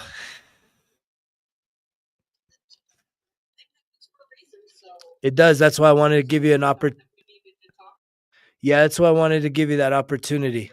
I'm willing to try new things, but I'm gonna wish you all the best, Golden Girl. Take care. Bye. Times. I'm actually open to doing that though. Not on this session, but in the future, if you're somebody that's here and you would want to join, whether you're on, regardless of which stream you're on, there is a way for me to invite you in if you would ever want to do like a live conversation talking about a specific issue versus just putting comments in there, but you really want to like kind of do a Q&A type session. I'm always open to doing that. And that'd be kind of a new thing to add to the streams is if people have that confidence. I mean, really the subject matter is so private and personal. I think that's why so many people are apprehensive about just the subject in general, because this is the quote unquote skeletons in the closet, the demons, and it's not skeletons and it's not demons. You're dealing with the sadness of what's going on, is that there's an aspect to who you are that is your inner child, and that inner child is traumatized and pushed into a corner of your psyche, your soul, and it they want that inner child wants to be seen, heard, right, nurtured, and comforted. That's what your inner child desires.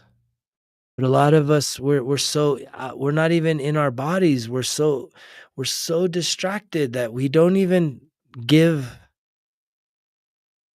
any credence to the fact that that's actually a real thing, that is the there's a little child, a little boy, a little girl inside of you that's so precious, that had to deal with some really fucking tough shit. And yet the thing for you to do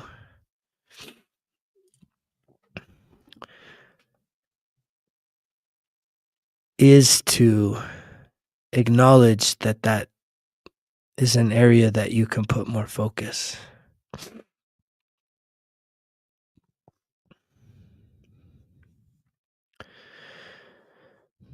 Yeah, we'll get you on here, Adam.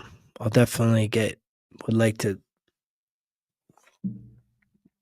put you on here. People would probably get a lot of value out of hearing your experience, especially because of the level of commitment and then just the successes.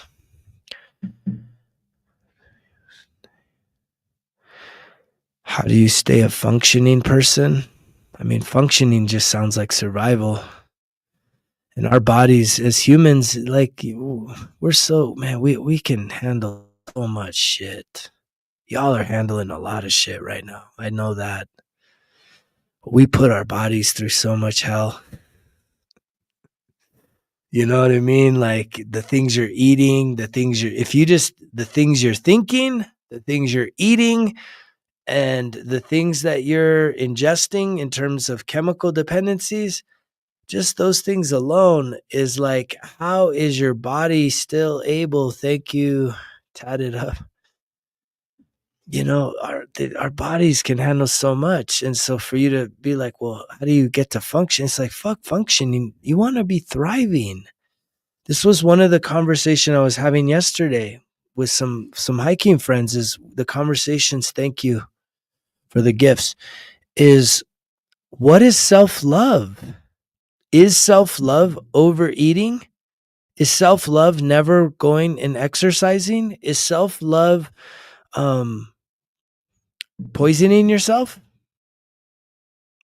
Is self-love using substances? Is that really self-love? No, it's not. It's not.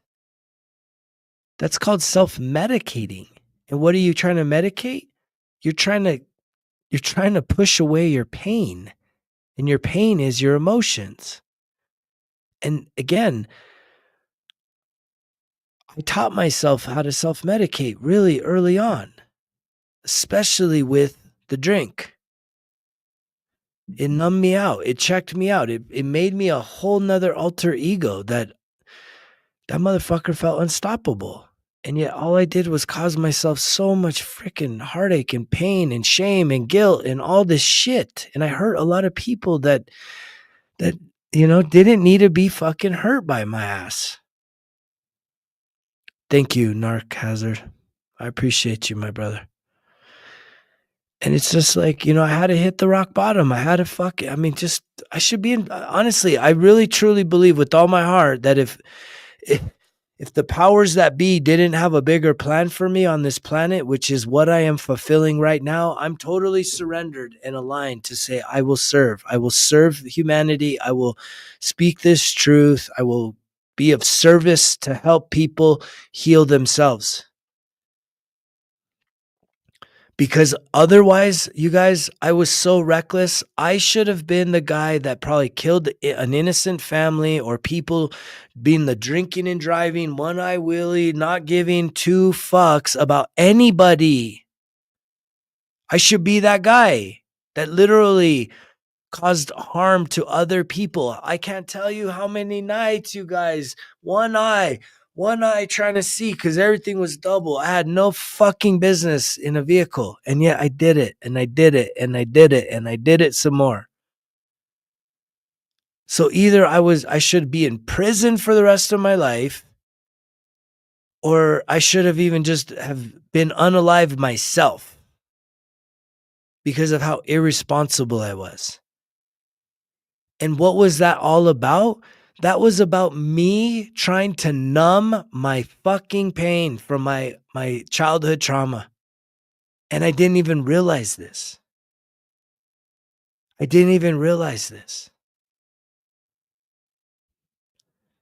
so the drink is bad. Guess what else is equally as bad? Because all it does is numb you out and check you out, is the THC, man. And a lot of people, it's because it's recreational. I know I used to have my medical card. I think I threw it away, but man, I should still show it off. When in California, when that shit was brand freaking new, back in like the late 90s, early 2000s, I had it, man. I was like one of the first people in line, feeling all special, getting to go to the medical dispensaries. I never thought I was going to stop with a THC. Right. And I had a 9-year sobriety, gave that up for a year and a half, and I'm going on 2 years now, no THC. And I don't think I'll ever go back to it. It doesn't make me better.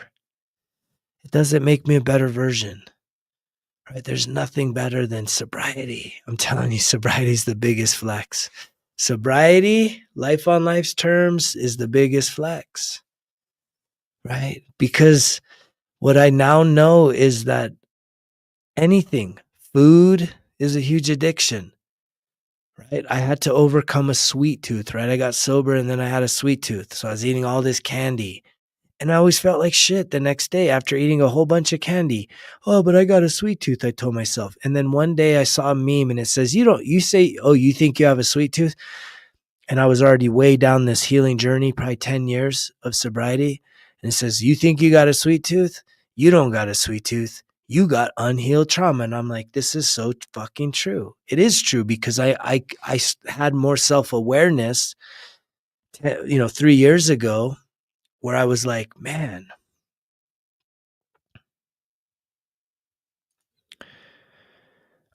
I had to deal with it because I could tell that it was usually if I was feeling unloved, feeling unlovable, feeling unworthy, feeling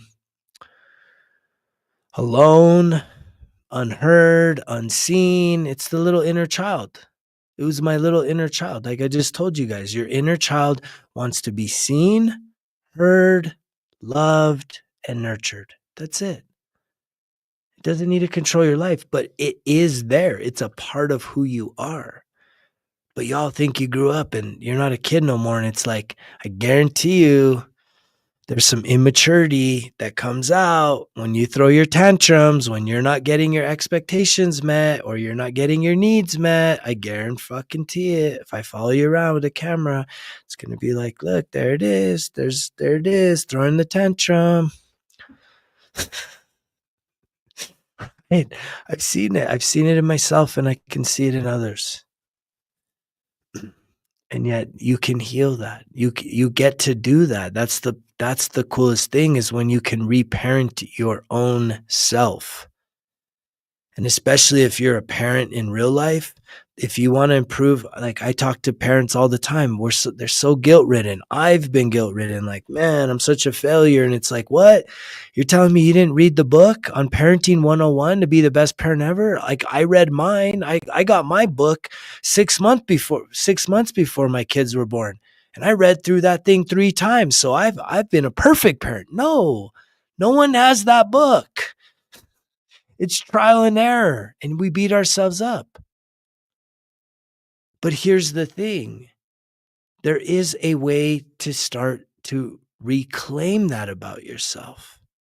And it's called the reparenting process. But yet, the way that you start to reparent isn't just starting at the top and saying, okay, well, I'm already here. Everything's so good in my life. It's like, no, you have to go back in and really face all of the painful things that your younger self experienced so that you can clear all that stuff.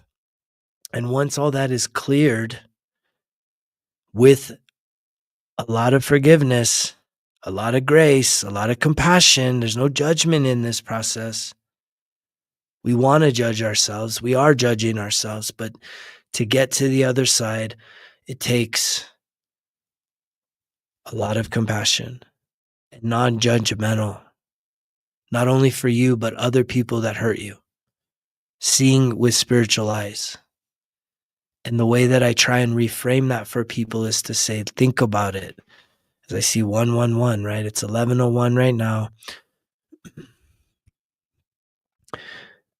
The people that hurt you the most are probably the loves of your life.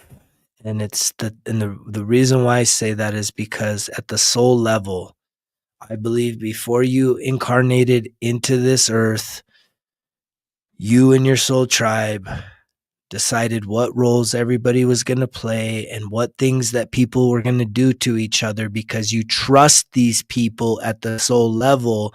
And even though they played the villain in your story, you trust them to be faithful and to fulfill what they needed to do so that you could evolve.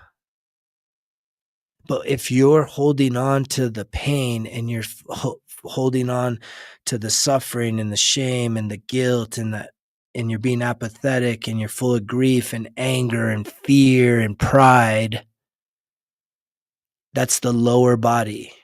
That's your lower self. As a soul, that's living an eternal life, and you're in this human body that's super disposable. Our bodies were so disposable. 186,000 people every day unalived for a million different reasons. These bodies are disposable. Your soul, no, forever. But yet we get so attached to the story, to the temporary little story that tells you that if only things were different, you would be so much better and things wouldn't be so bad. And it's like, stop with all that. Right? It's time to wake. It's time to clear your mind, release the vices, heal the emotions, do it with your spirituality of forgiveness, connecting with your soul, getting out of your head into your body, right? And healing.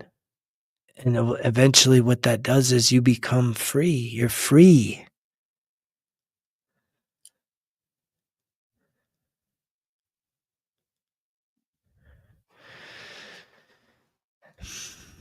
And I love being around people that have an open mind, an open heart to hear what I'm saying. There's a lot of you on right now. If you're new to this channel, right, I welcome you to subscribe, to share the message, but not only to hear it, but to respond, right? Because I know my purpose on this planet is to help people heal once and for all. I know that there's probably people listening that you've tried the magic tricks.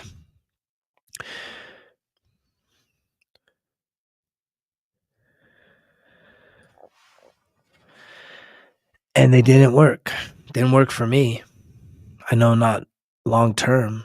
And yet, when I hit the rock bottom, I wanted the results. And the results that I wanted was to trust myself, was to feel safe inside my body.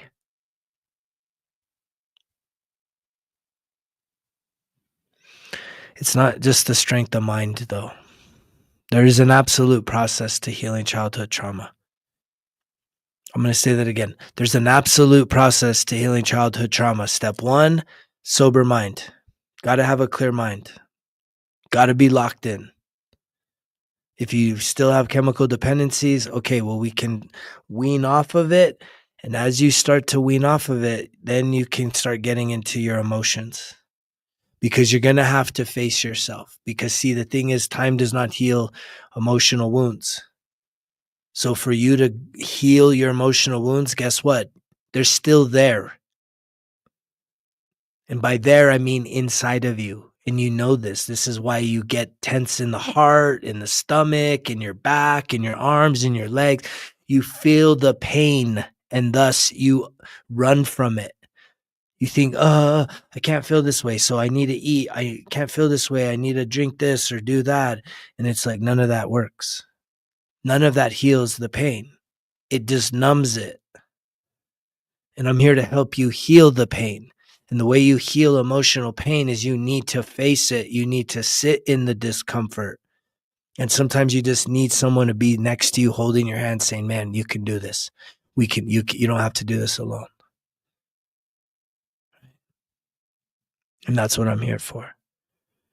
But beyond that, what has to happen is you do a life review, which is to figure out all of the things that happen. 0 to 10, 10 to 20, 20 to whatever age you are now.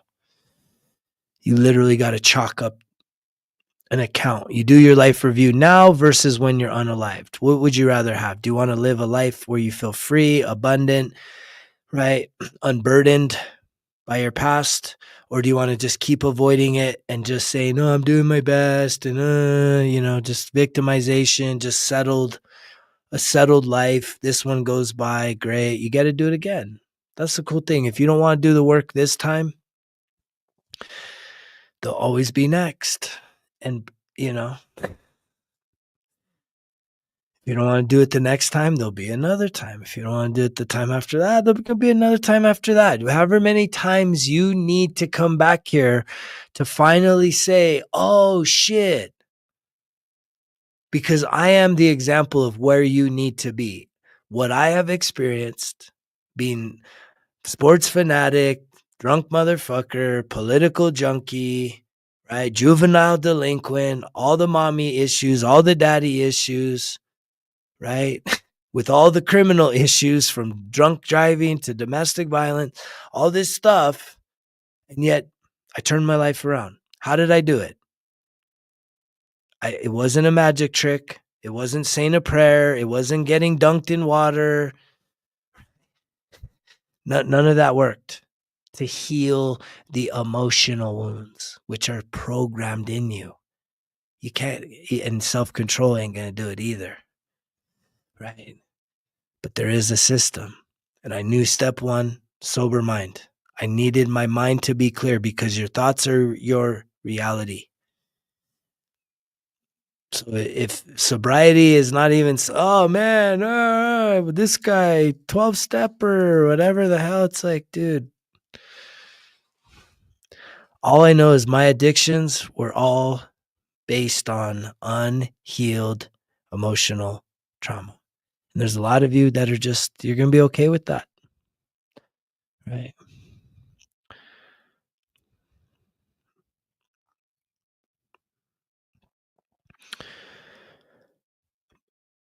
My name, that's a good question. Some people call me Gregory. Some people call me G-Dog. Some people call me Greg, right? I'm starting to call myself Rocky. Another story for another day, though. And that's because I fully identify with inner child, adult, parent, higher self.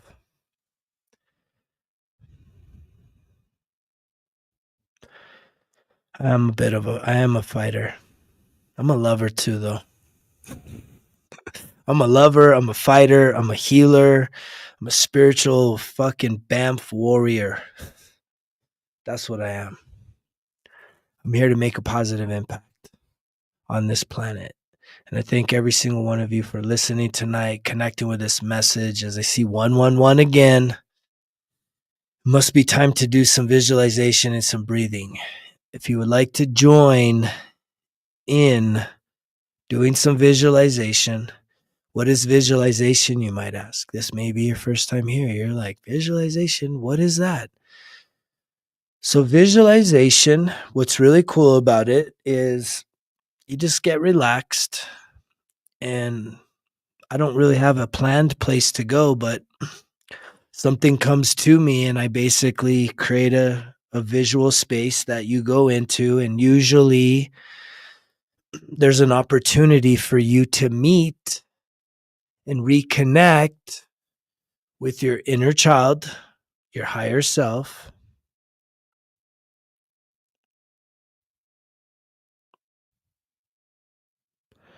At first it is challenging, Jessica.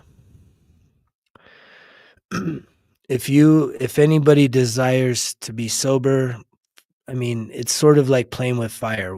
It's sort of like, if you were wanting to lose weight, would it make sense for you to go to all you can eat buffets for every meal? Like, you're probably not going to succeed. So if you're somebody that's like, I want to get sober, but I still need to act like I'm a high schooler and have my social circle, when it's like, if you're going to be sober, going to the bars, hanging with your friends that love to drink, the truth of it is, you and them are probably going to have less and less and less in common, because it's the alcohol and the misery loves company that is what's holding those relationships together. And if you're ready to really step into your truth and mature as an adult, which means you don't need to have toxic attachments with people that are still doing low vibrational activities like going to clubs and bars and drinking and calling that fun, which is really just poisoning themselves, doesn't make any sense. But that's a painful truth to hear. That's some harsh medicine to swallow. The hat says results kill excuses. That's the name of the brand. You can purchase one of those hats in the shop.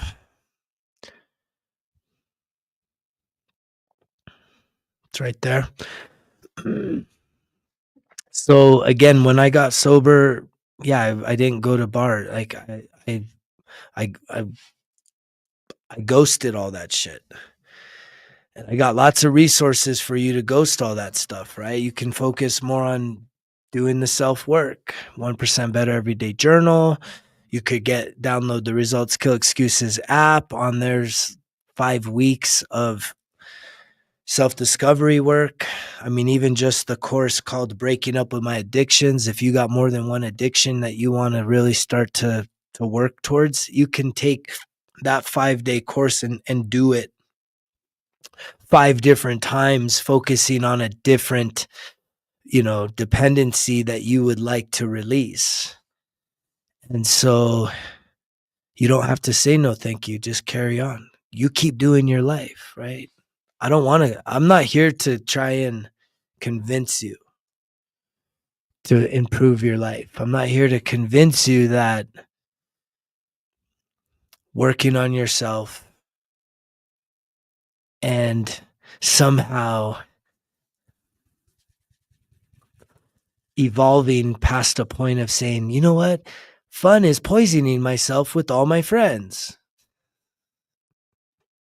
It's like if you're still in that phase of life, like keep doing that. Don't listen to me.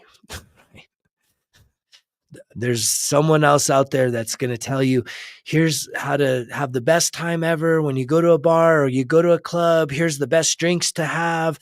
There's those people there. Those people exist. Go listen to them. Like they'll set you up to have the funnest time ever poisoning yourself.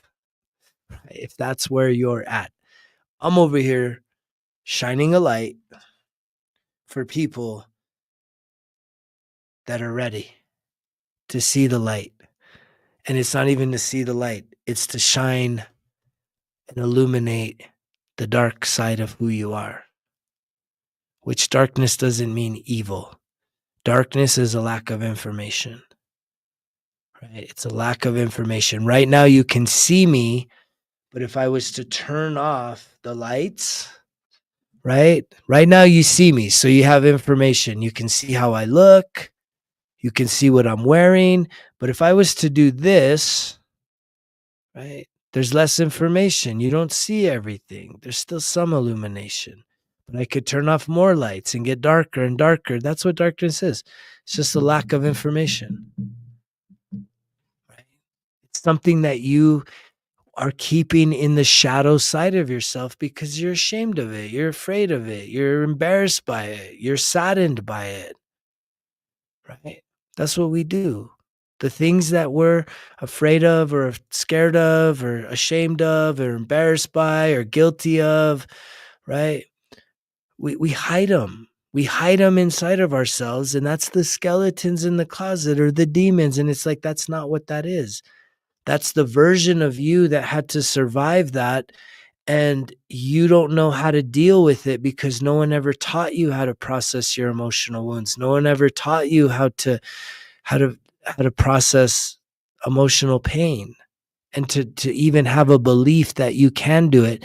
But yet some people will tell you, hey, say this prayer and go under the water and voila, you're good. It's all good. Do these 3 things to manifest your dream life. Like, not here. Not here. We're going to do the work. If you're willing to do the work with that BAMF warrior, relentless spirit, staying locked in, doing life on life's terms, I will show you the way. I will not do the work for you, but I will walk it out with you. And I can absolutely show you how to get the results. Inner peace, greater levels of freedom, right? Less stress, more abundance, like to really get those things.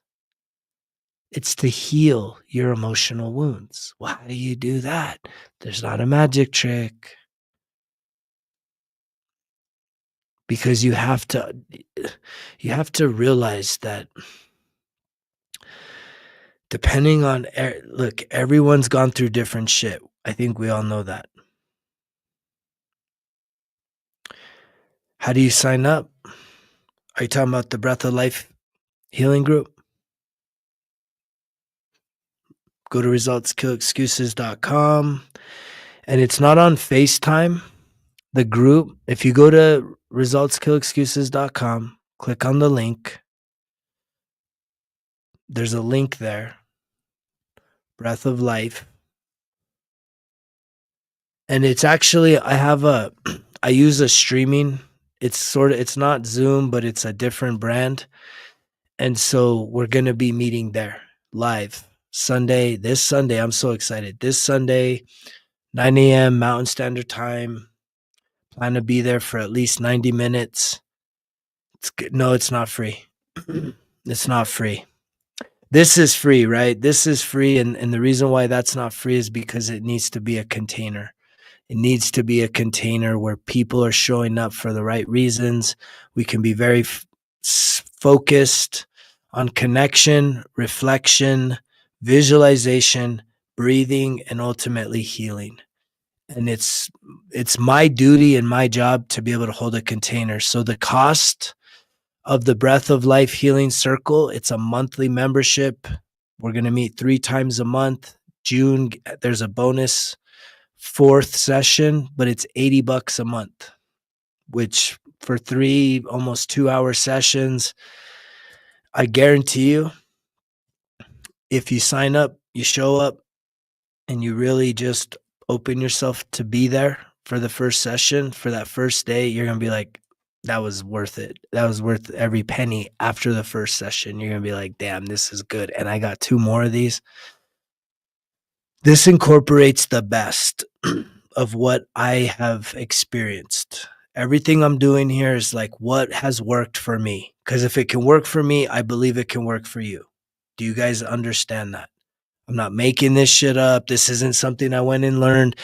This is all things I have applied to my life. The reflection is definitely journal exercises, and I've put together some very specific worksheets for this group for us to do the life review. Beyond that, we're going to jump into visualization here for those of you that are interested, just to get a little taste.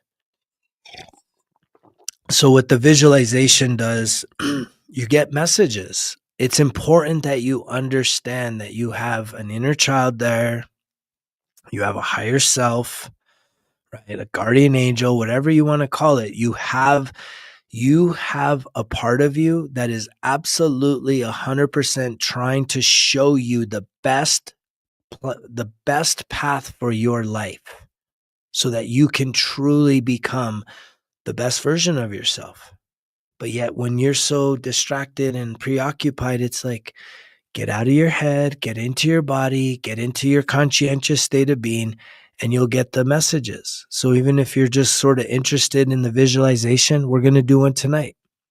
We're going to do one here in just a moment. So we'll do a visualization. I guarantee you're going to get a message from your inner child, maybe your higher self, maybe even a special guest. And then you're also going to get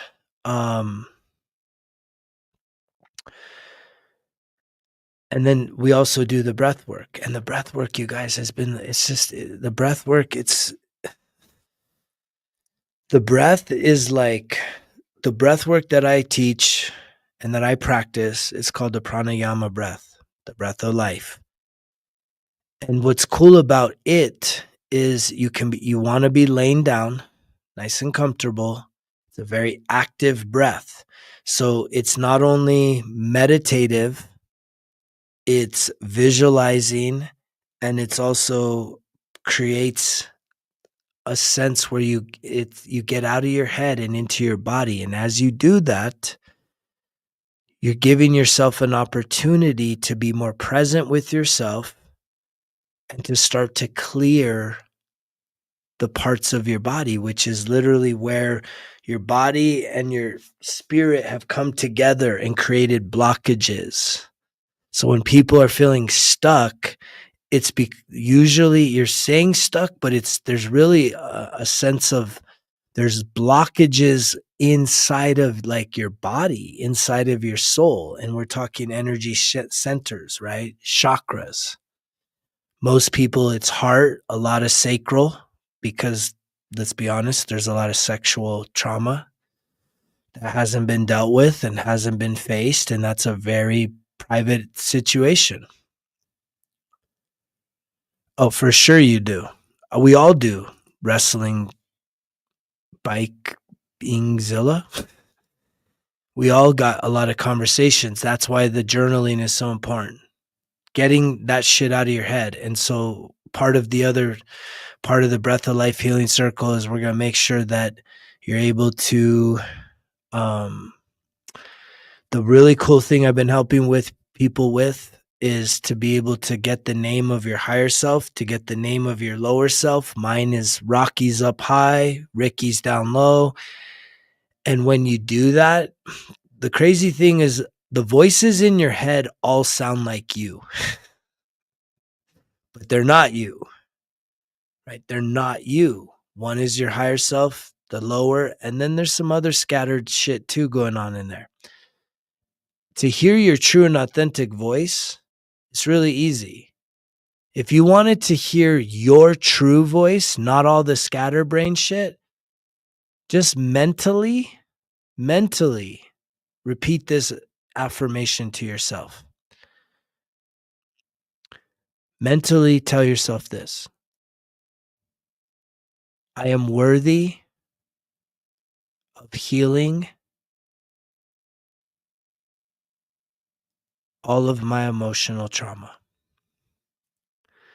Mentally tell yourself that. I am worthy of healing all my emotional trauma. When you are mentally with intention thinking thoughts, that is your true voice. All the passive thinking when you're just driving and you're all the worry and the doubt and the fear and the overthinking, that's usually your lower self. For sure, that's your lower self. Because your higher self is a really calming, grounding, still, quiet voice. And you got to get out of your head. You actually get more into your heart. When you're in your heart space, you can start to hear that voice. So again, if you want to participate in the visualization, right? Maybe you've never done a visualization. Just try it. Give it a try. And if you would like to give it a try, all I ask is that you type a number 1 in the comment section so I just know who's participating. And then we'll probably do some breathing too, right? We're going to do some breath work. We'll do the visualization. Just type a number 1 in there. I'm streaming on multiple platforms right now, so I see 222 coming up on the timer. I'm feeling good. I've been missing you guys. And ha ha, that's so funny, dude. You're so funny. You're the funniest guy ever, AI genius. Ha ha ha ha ha. Ha ha ha ha ha. Thank you, Mr. Glad to have you here, Amy. Ha ha ha ha ha. I always say the funniest guys, right? The guys that are the funniest, their lives are the biggest jokes. Ha ha ha ha ha. Ha ha ha ha. Ha ha ha.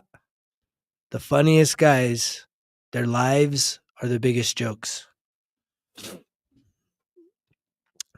So again, anybody that's typed in a 1, go ahead and just take a few moments here to just make yourself comfortable. Like that's probably the most important thing. Just be comfortable. As long as you can hear my voice, that's what matters most. If you're laying down, that's fine. I prefer if you were laying down, like you could totally be laying down in bed or on a couch or in a nice comfy chair. Just, maybe even on the floor if you had a yoga mat, like just you want to be very comfortable. Get a blanket if you need, a pillow. Just give yourself an opportunity. The more comfortable you are, the more you'll be able to relax, because you want to relax. This is a very sacred time, for those of you that want to participate or are a little hesitant or, oh, what the hell is this guy doing? This is weird. It's like, yeah, weird means out of this world. It is weird. It is weird. It is weird getting out of our heads and into our bodies and realizing that there's some pretty special stuff inside of you. And there's some pretty special people inside of you. Mainly your inner child, but also your higher self is very present with you right now. No matter how big of a failure you think you are, how many screw ups you think you've had, right now is a great time for you to just try something new. I love doing the visualizations. I did some really powerful ones this past weekend in Sedona. And so anytime there's an opportunity to do a visualization guided, it's pretty fun. I mean, I enjoy it. And beyond that, we'll do some breath work. So for those of you that are ready to be locked in, we'll get started. I'm going to kind of dim the lights in here, kind of set the mood. I'm going to clear the area.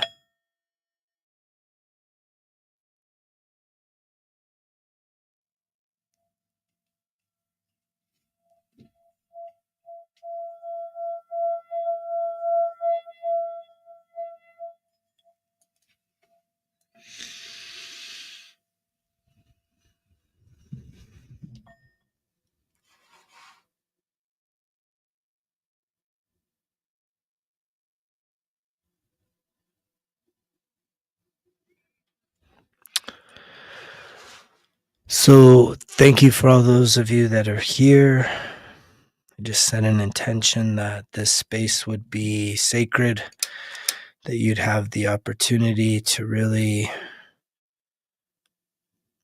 just let your mind take a rest right now.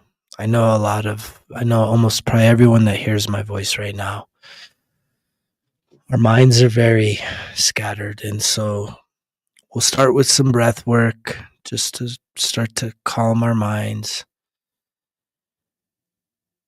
And ultimately, that'll get us into our bodies, and we'll do some visualization here. So let's just go ahead and start by connecting with our breath in through our nose and out through the mouth. And you want to let out all the breath. You want to take in as deep of a breath as possible, and you want to let out all the breath that you possibly can. So in through your nose again. And this time hold. 5, 4, 3, 2, 1, and then exhale nice and slow, but let it all out. As you're exhaling, just let out any stress or anger, resistance. And let's just go ahead and take in another deep breath all the way in, and then you want to hold. This time 10, 9, 8, 7, 6, 5, 4, 3, 2, 1. Exhale. Let it all go. Just let out all that stress. If you're just hopping on here, we're going to do some breath work and a visualization. You're welcome to join us. Just make yourself comfortable. We're going to take in one more deep breath in through our nose. Deep and hold. 10, 9, 8, 7, 5, 4, 3, 2, 1. Exhale. Let it all out. Let it all out. Just release.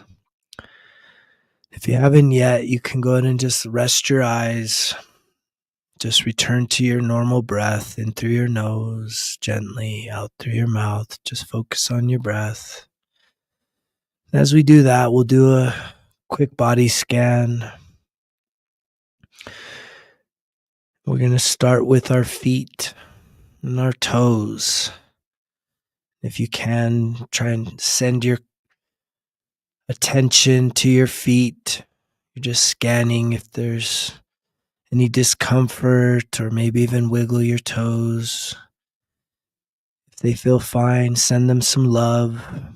If you're feeling any aches and pains anywhere throughout the body scan, just send that part of your body some healing. Activate some growth hormones, some healing.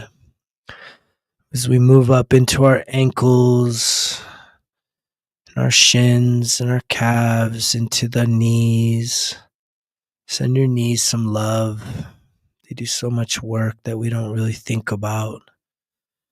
So just send both of your knees some love. Move up into your thighs and into your hips and your groins and your buttocks.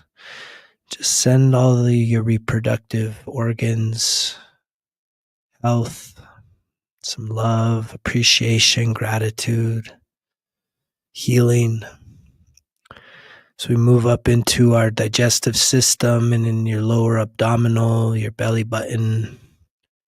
Just send your body some love.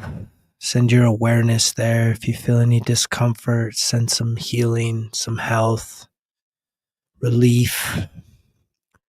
As you move up into your heart space and your chest. Again, just scanning for any discomforts. If everything feels fine, relaxed, just have gratitude. Gratitude for your lungs and your heart. Moving up into your shoulders and your arms, your elbows, your wrists, your hands, your fingers. Just giving thanks for this beautiful, incredible body that you've been gifted. Just send it lots of love and health and healing, strength. Moving up in through our necks, to our throat, to our face, our chins, our mouths, our cheeks, our noses, our eyes and our ears, just giving thanks for all of these vital body parts of ours that help us to see and hear and taste. So we can just see our identity as we go into our head and our brain and our hair. Just giving thanks to our body. Just scanning it for any discomforts or irregularities. And if there's none, then it's a great opportunity to just be filled with thanksgiving. Knowing that you're doing a good job taking care of yourself. To continue doing that. And as you're sitting there where you are, just reconnecting with the calmness of your breath in through your nose and out through your mouth. Just gently in through your nose and out through your mouth. And as you're just focused on your breath,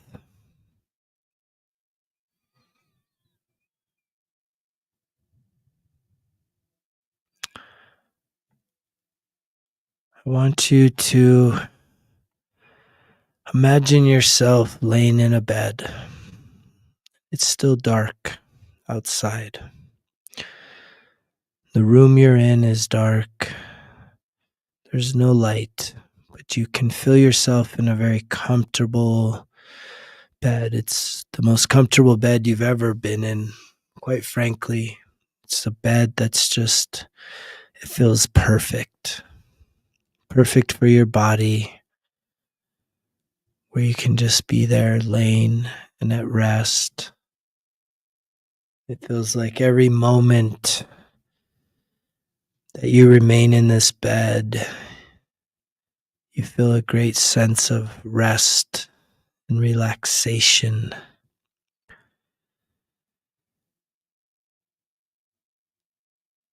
And it's the morning time. You've just woken up from a very restful sleep, but yet the sun has yet to come up. I just want you to take a moment to gather these first thoughts of the day. Maybe you say an affirmation to yourself as follows. Mentally tell yourself this affirmation. Today, I expect to expand in abundance, love, and success. Again, repeat after me. The first thought of the day. A smile is on your face. Your body feels great. And you start this day telling yourself, today, I expect to expand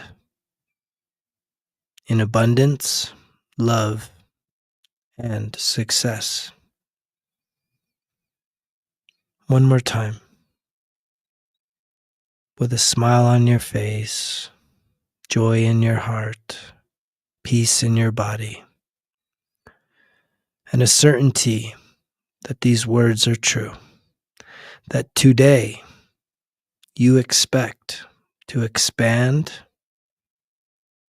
in abundance, in love, and success.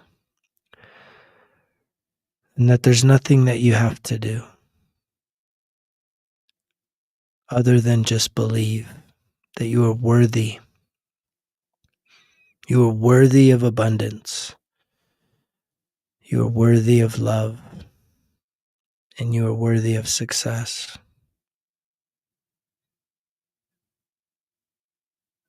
And as you just feel that great sense of joy, you might start to move around in this comfortable bed and start to notice that there is some light starting to appear.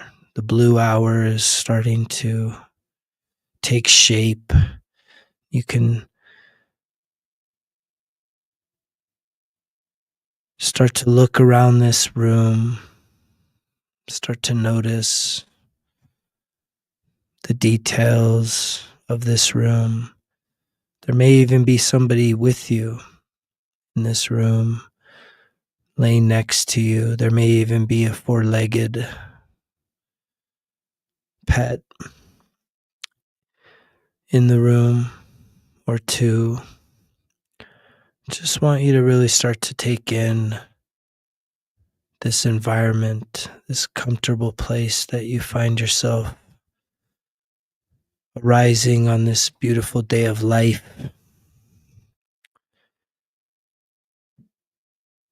And as the moments pass, the sun and the day starts to rise, and you can start to pick up on even more details of this space.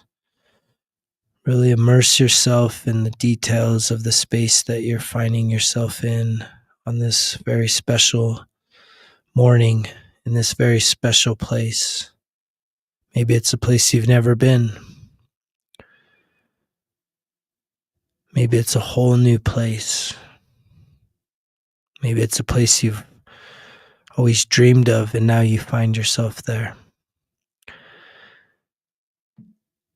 And as the sun rises even more, I want you to allow yourself to sit up in the bed, stand up, and stretch out. And as you do, you can hear something playing down the hall. It's an audio that's playing. Some positive affirmations. You start to hear those positive affirmations, feeling the air, feeling this environment, and you're drawn to the Bluetooth speaker that is playing these affirmations. As you begin to walk down the hall, I just want you to just again continue to really immerse yourself in this space, the details of the floor and the wall. Maybe you're even able to look out some of the windows now to see the views. Maybe you're in a whole new place. Maybe this is a place you've yet to even physically be in this life. Just to really allow yourself to be somewhere very, very, very special today. And as you get closer and closer to the Bluetooth speaker that's playing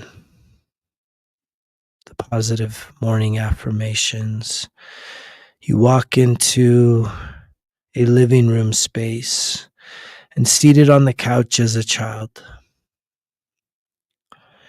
And the child looks up and smiles at you, and they've been listening to the positive affirmations.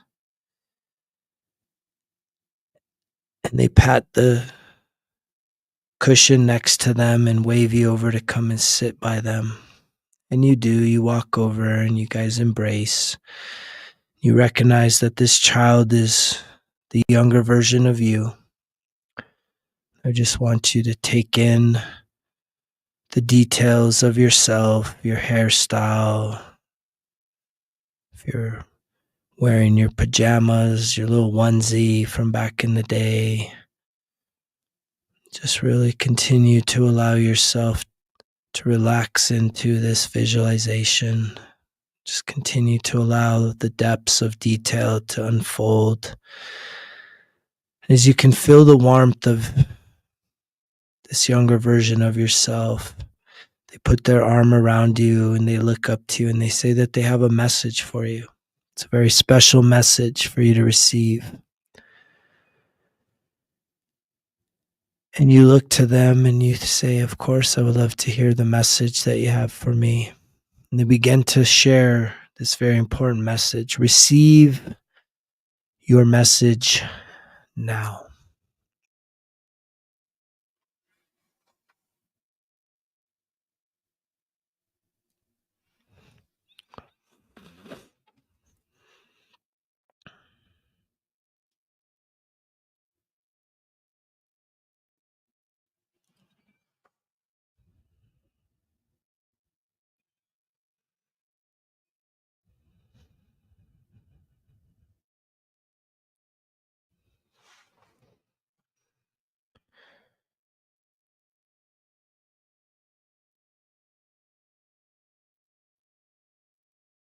And as they finish sharing the message with you, you embrace, you thank them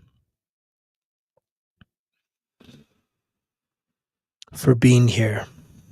And they appreciate you coming to visit them on this very special day.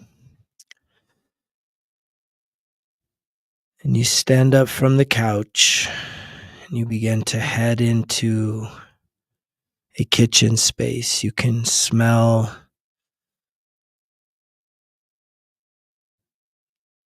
the aroma of some fresh coffee being brewed. As you walk into the kitchen space, there's an island in the center, and seated at the island is someone that you know. And you see this person and you smile. They greet you with the good morning and they stand up and the two of you embrace. And they too have also shown up today in this very special place on this very special day to deliver to you a message that you need to hear.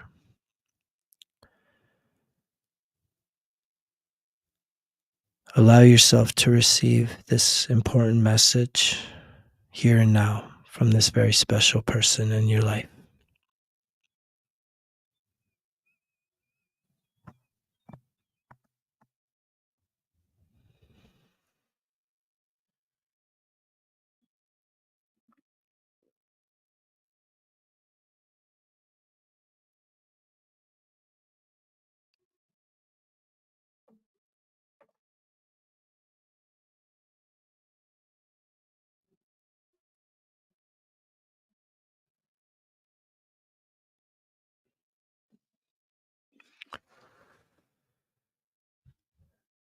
And as they finish sharing the message with you, the two of you embrace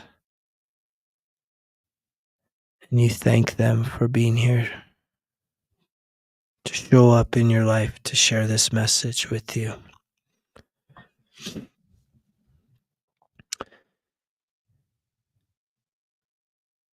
And as you begin to walk towards the front door, this special place that you find yourself in, you can see the door, and the day has arisen. And as you approach the door and open the door, you walk outside. And as you walk outside, you can see that there's a package on the front porch. And there's something very special in this package for you. It's something that you need for your journey moving forward.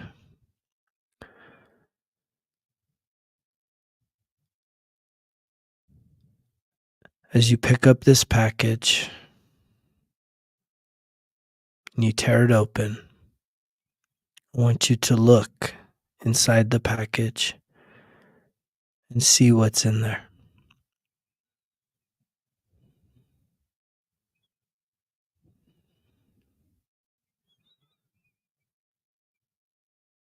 And as you take in this item, you realize why it's shown up for you here and now.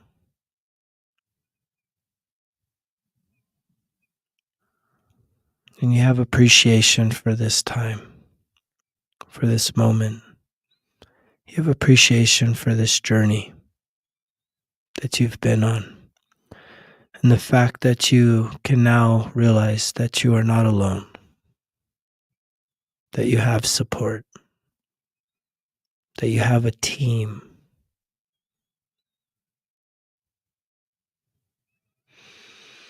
And as you walk out beyond the porch, you can begin to feel the sun radiating onto your skin, to your face.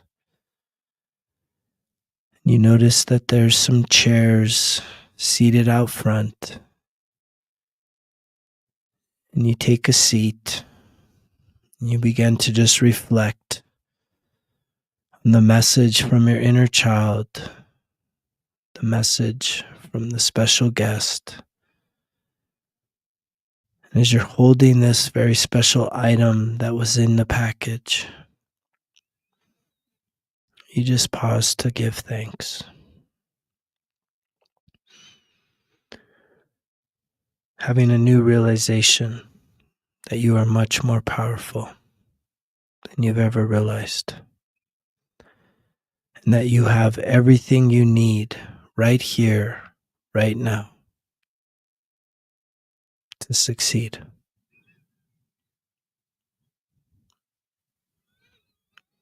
And as you just begin to connect with the sun on this beautiful day, in this very special place,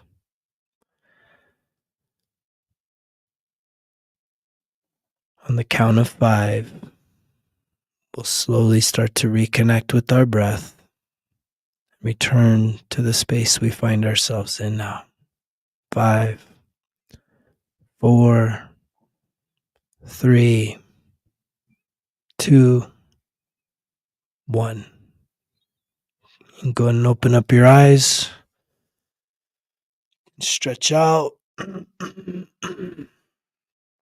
If you're someone that has a notebook, a journal, piece of paper, pen, I highly recommend that anytime you do a visualization, you definitely jot down these messages or any other significant downloads that may have come up, maybe even just some questions that you can follow up with your higher self, just in some meditation.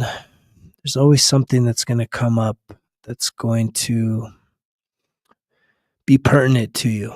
May not make sense at this moment, but it's something that you can definitely meditate on to seek greater clarity if necessary.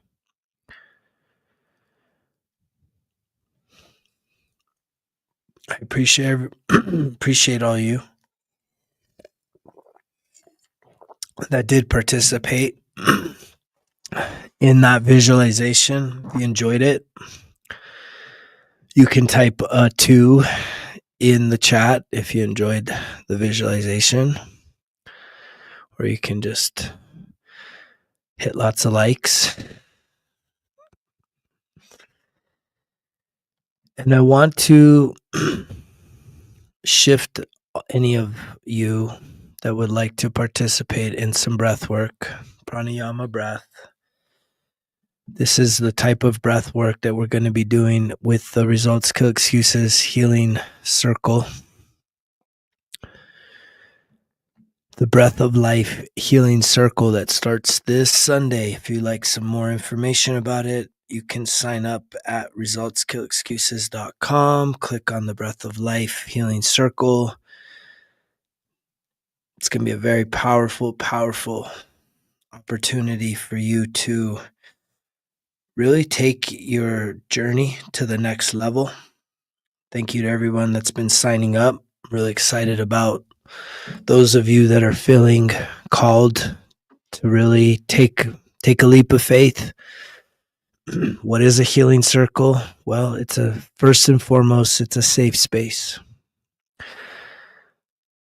And it's not the type of safe space where it's like there's not to be offended. It's an emotionally safe space. It's a non-judgmental type of space. It's an opportunity for you to let down your guard.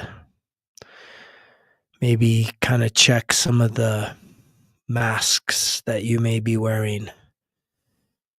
Maybe show up as a more true and authentic version of yourself, because you don't have to be faking the funk or showing up acting like you're somebody that you're not. This is a place where I will hold containment for you to not feel so that you're not going to be judged, and that you'll have the opportunity to really do some deep reflecting about your life experiences, and through those experiences together and not with detail, right? No one's going to be looking at your stuff. If you don't want to share whatever things that you got coming up with, it's your private stuff, but at least you'll be guided with a group of like-minded people that are also searching for some answers, searching for the truth, and allowing me the opportunity to shine the light, right? To shine the light in the dark, sometimes scary places within. And so it's a safe space for all. We're going to be doing some reflecting, right? Primarily geared towards our childhood or very significant, thank you for that, life experiences that we've had, especially the traumatic ones. And you're not going to be like sharing in a public way. You're going to do most of the reflecting on your own time. and there'll be an opportunity to ask questions, to get some guidance, and to maybe even share if you're confident enough to do that. Beyond that, we're going to be doing visualizations, and we're going to be doing a lot of breathing. And the breathing we're going to do is what we are going to jump into next. It's called the pranayama breath, the breath of life. And it's a very potent breath. And if you've never done breath work before, it can get pretty emotional, right? That's a real important part of the whole healing experiences. There's a video if you would like to watch. If you're interested in learning more about the breath, I'm going to demonstrate it here in just a basic way of doing it. But in the breath of life healing circle, you're going to want to be in a space where you feel safe to do what I call some energy releases. And by energy releases, you can watch the video. I posted this video. If you're interested, go to resultskillexcuses.com. Click on the link, Breath of Life online group. And if you scroll all the way to the bottom, here, there's a lot of information. You can sign up. But there's a brand new video. It's called Pranayama Breathwork Demonstration. And you got me there actually doing a complete video, right, where you can see the different ways to breathe, right? You can do it slow and smooth, deep and fast. But then I even do the releases where you might want to get a pillow and scream at the top of your lungs. And for some of you, that may feel weird, but it's like it's a safe place. Like the intentional breath work is an opportunity for you to release, for you to clear up stored energy in your body. And a lot of times this stored energy is causing a lot of illnesses in you. So you can tell, I think I'm getting ready in the video that's there to do like a scream. I'm not going to play it. Well, I could play it. Let's see.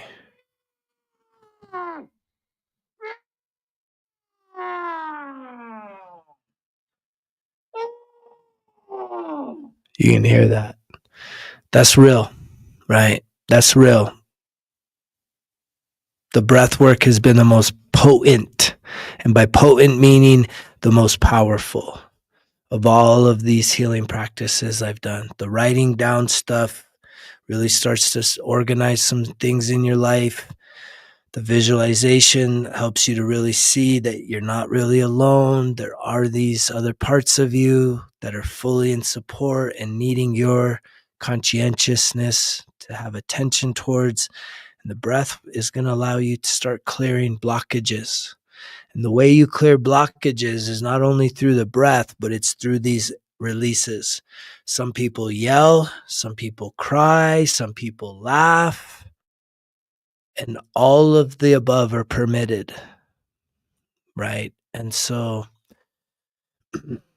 it may feel a little uncomfortable depending on how, if you're very externalized as to what is someone else going to think. I can just tell you they don't think, they don't care. It's okay, right? I've been in rooms of 50 people where this person screamed, 10 of these people are screaming, these people are crying, these people, and it's just, it happens. And so for me to be able to provide those opportunities, we'll be breathing, and I'll say, okay, if you would like to do a release, right now is a good time to do that. Sometimes we do breath holds and we do tension holds, but the releases are so powerful. For me personally, I think in the breath work I did this morning, I just felt like I needed to do some release. And so I went from yelling and screaming like I was in the video, right? So it's intense. You can watch the video.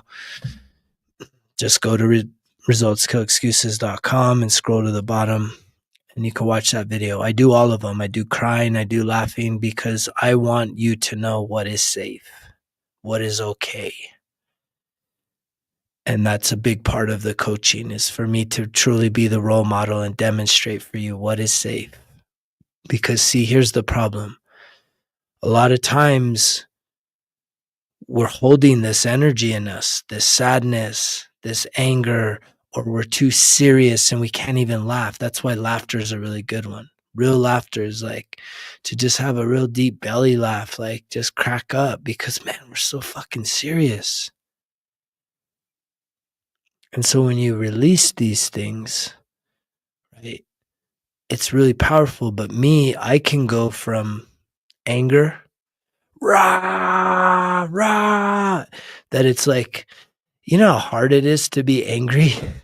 Like, you know, I've done exercises where you literally put like a 60-second timer and just try and be rah, rah, just try and be mad for like 60 seconds. And you're like, like in 20 seconds, you're so tired. It's so tiring being angry. And so usually I'll go from the anger to the sorrow, right? It's really sorrow. Most of us were sad underneath the surface.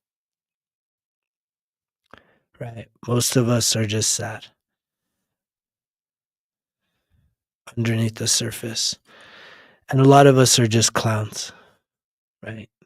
Always got to be joking. Can never take shit serious, which is really just coping mechanism.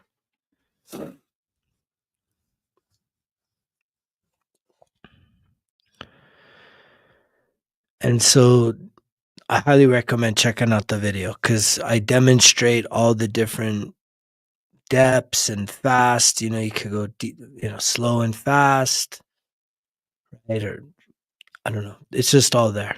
It was a good video to make. I think it's a good demonstration, but again,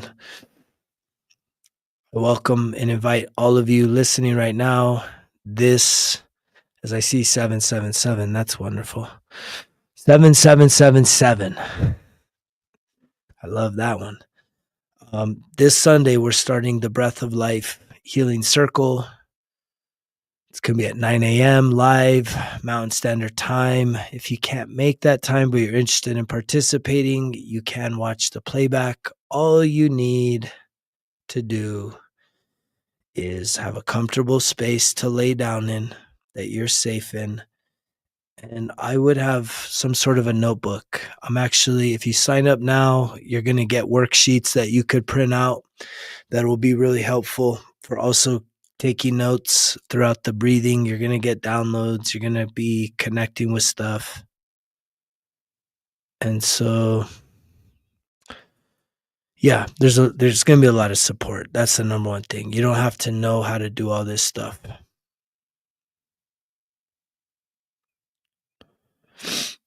Yeah, thanks everybody for the positivity. So with that being said, if you would like to participate, we'll probably do 7 minutes of breathing. Here now, if you would like to participate in the breath, type a 1 in the chat. Again, just make yourself comfortable. You can be sitting up. Ideally, you're better off laying down, just flat. It's really comfortable to be flat. You don't have to worry about falling asleep. It's a very active. This is literally breathwork exercise. I mean, most of us are shallow breathers, 20,000 breaths a day, and most of them are shallow. So for you to breathe with some intention, it's powerful. You can get out of your head. You're going to get into your body. You're going to start feeling your energy. We'll do some breath holds. We're not going to do any breath releases right now, but watch. If you haven't ever seen that, I highly recommend going to resultskillexcuses.com, clicking on the Breath of Life Healing Circle group information. Read through all that stuff. But if you want to see the video, it's pranayama breathwork demonstration on the bottom. I just posted that before I got in here tonight. So that's new. If you haven't seen that yet, I would highly recommend watching that. maybe turn down your volume a little bit because I think on the screen I'm pretty loud. Because I don't hold back. Like I'm all in, right? I'm all in. I don't care. I don't care what people think or what people are doing. I'm all about healing, right? Healing is what matters to me. And what makes me passionate is helping other people to heal, helping other people heal. That's what I'm here for. Some of y'all are here just for shits and giggles. I'm here to help people heal. And I'm going to keep doing that each and every day. So if you would like to join in the breath, type a 1 in the comments. We'll get started here in just a moment. The way the breath works, make yourself comfortable. If you can hear my voice, there's a lot of people on here. So all you got to do, there's 2 breaths in, everything's through your mouth, 1 exhale. So the way this works is first you take 2 half breaths, right? So this would be just 1 deep breath, right? That's 1 big deep breath through your mouth. That's an exhale. The pranayama breath is 2 what I would consider half breaths. The first one's in your stomach, the second one's upper chest. And so it takes some time to create some harmony and a rhythm, but you're going to go, it's like, I always say, it's like, imagine yourself sipping through a straw, half breath, like a half a sip, 1 exhale. So I'm going to demonstrate that.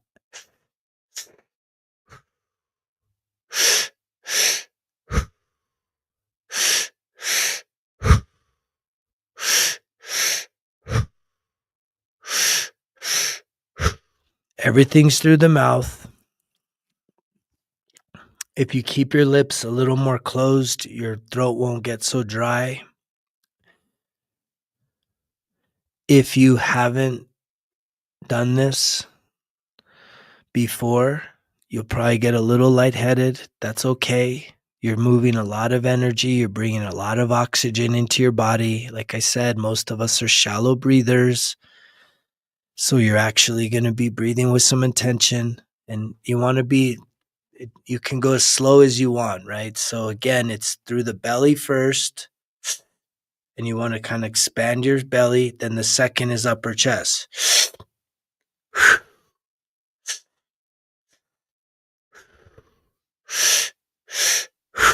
Your only job during the next 7 minutes is just to keep breathing. We'll probably do a few breath holds. And so anytime that you exhale and then you take in a deep breath, just hold, relax. Whenever you're done with your hold, you just exhale and get back into breathing, the pranayama breath. So again, I'll continue to demonstrate it. Don't overthink it. Just do your best to try and find harmony in taking 2 breaths in.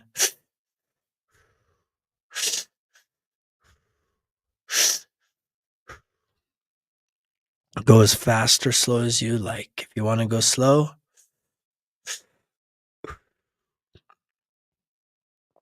the most important part is just keep breathing. So with that being said, I'm going to start a timer. For those of you that are here to breathe, you can begin your breath. And again, I'll demonstrate with you to kind of start the flow, which is 2 breaths in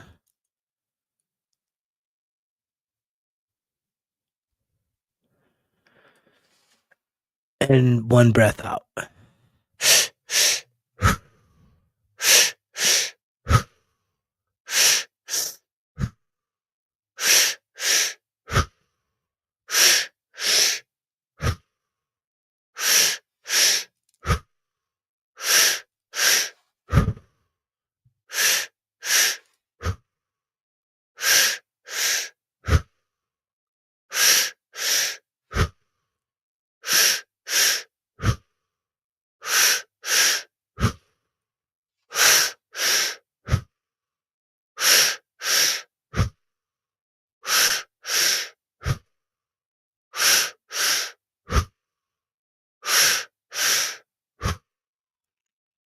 Just keep breathing. Find that rhythm, find that harmony.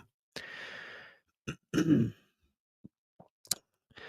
can mentally tell yourself it's safe to receive love. It's safe to allow your heart to open and just keep breathing. Slow and smooth and steady. Just find your harmony. As I said, you may start to feel some lightness in your head. You may even start to feel some tingling in your hands. Just keep breathing. You can open and close your hands and mentally tell yourself it's safe to receive love. It's safe for your heart to open.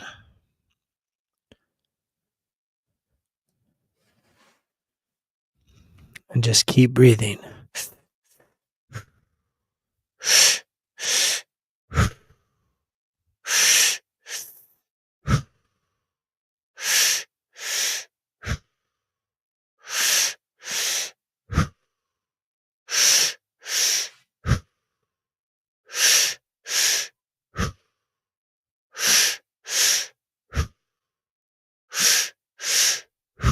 Suddenly becomes, well, want to know what magic wand.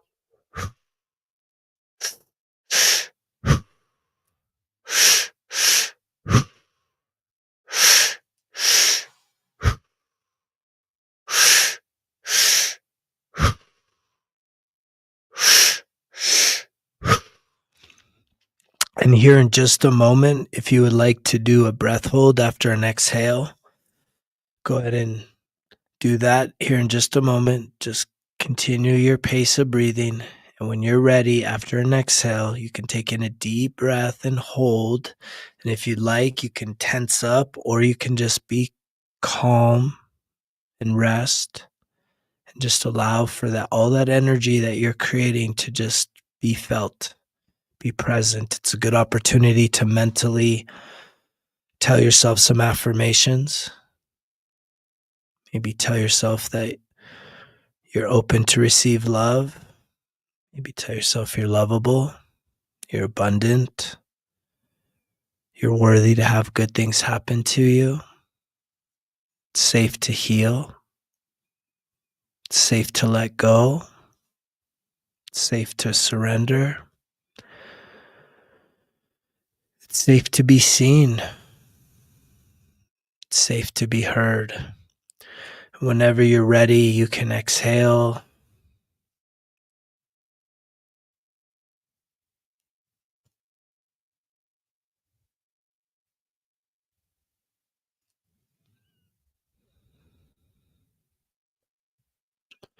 And as soon as you do exhale, just fall right back into your breath. Just get right back into the breath whenever you're ready.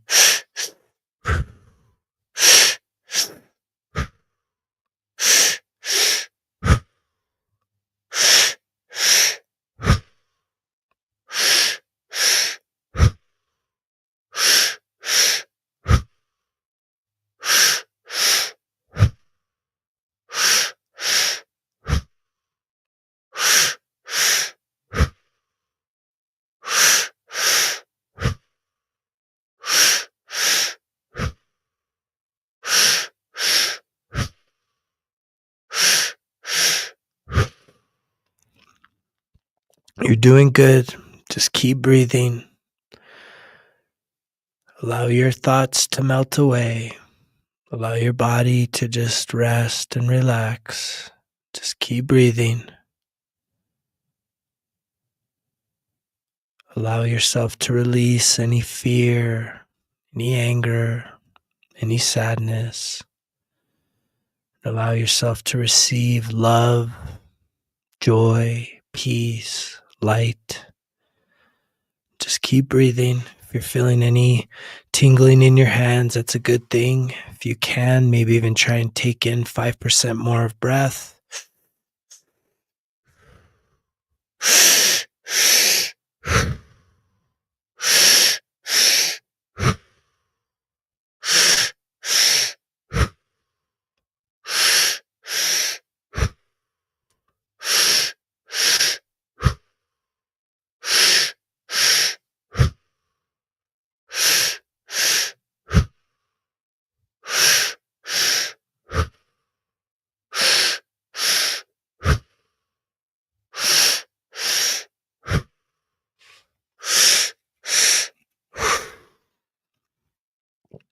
Just keep breathing. You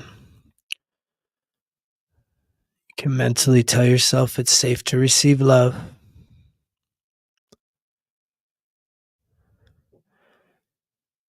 It's safe to be your true and authentic self. It's safe for your heart to open. It's safe to speak your truth.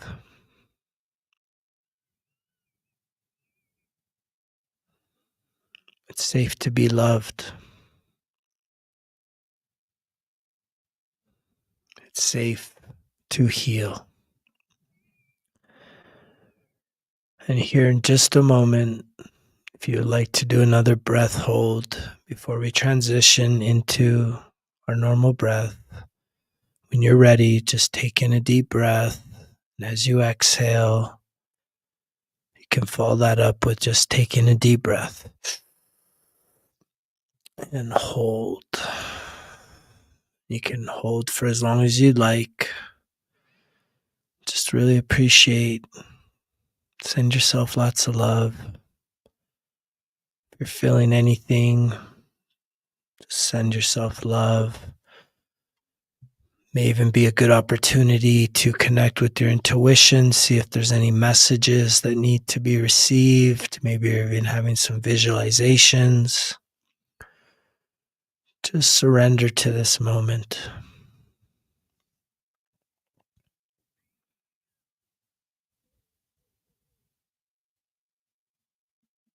And whenever you exhale, just go ahead and switch back into your normal state of breath, in through your nose, out through your mouth, and just rest and relax for a few moments here.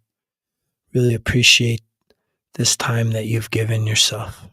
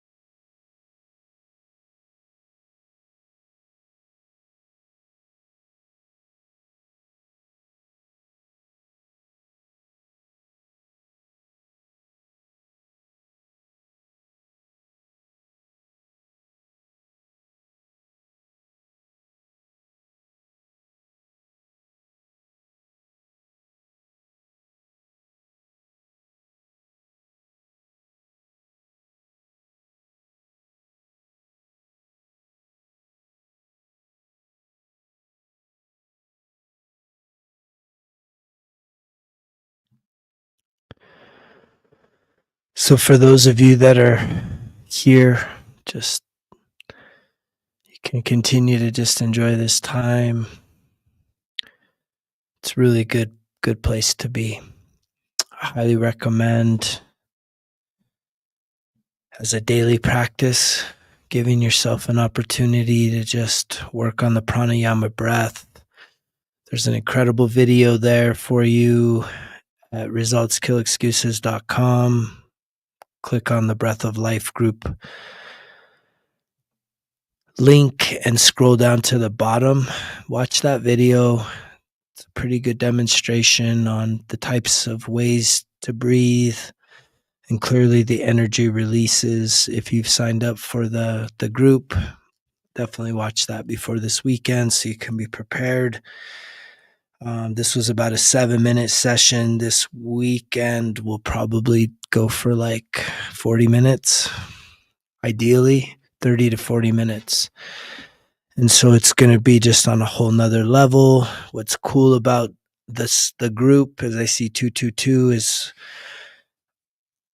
I like to DJ and have some really incredible songs that really kind of correlate just with fostering that healing environment. So that's something to look forward to. We don't have to worry about copyrights because it'll be a private, closed group that you will be able to just really sink in and enjoy the time and the space and just surrender to the breath and allow for yourself to open up and heal.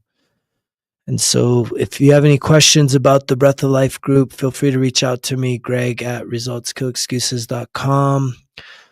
Or even better than that, sign up, show up this Sunday, 9 a.m. Mountain Standard Time. I would love to have you join me and the others that have signed up. As a small incentive, it's small, but it's a beautiful thing, is if you sign up as a part of the founders group, I will be sending you really this is a handmade Results Kill Excuses, positive energy. I call it like this is the Results Kill Excuses version of an infinity gauntlet. And there's a bead on here, it says Results Kill Excuses. On the back, it says keep going. Find a way, not an excuse. But it also will protect you of negative energy.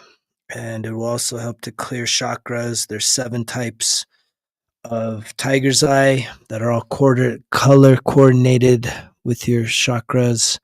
There's hematite and onyx on there. So you'll be getting this free. It's actually a $50 value. So sign up now. I'll be sending you this bracelet. If you're a woman, I'll be sending you probably the medium size. If you're a man, I'm going to send you the larger size. If you think you need a large size, let me know. Again, thank you so much for tuning in tonight. We went deep. I felt energized. I did a lot of driving this week, a lot of hiking this weekend. Had a beautiful time in Sedona, and I just love connecting with the community. So thank you to all of you that tuned in here and have been becoming more and more a part of this. I really hope that you will take a real deep moment to reflect on joining the Breath of Life Healing Circle or getting yourself a 1% Better Everyday Journal, or why not do both? Why not do both? The journal's on sale for 2 more days, and the Breath of Life Healing Circle starts this Sunday, and I cannot wait to breathe with you, to heal with you, to do life with you. I truly believe that we are here to help each other. So thank you again for your time, for your energy, and your participation in what I consider a very active community of actually doing things, not just talking and thinking and watching. Let's do things together. Let's build each other up. Let's help each other build each other's dreams by cheering for one another, helping each other up, encouraging each other to carry on. You guys know the drill. I love you so much. Results kill excuses, because if it was easy, it wouldn't be worth it.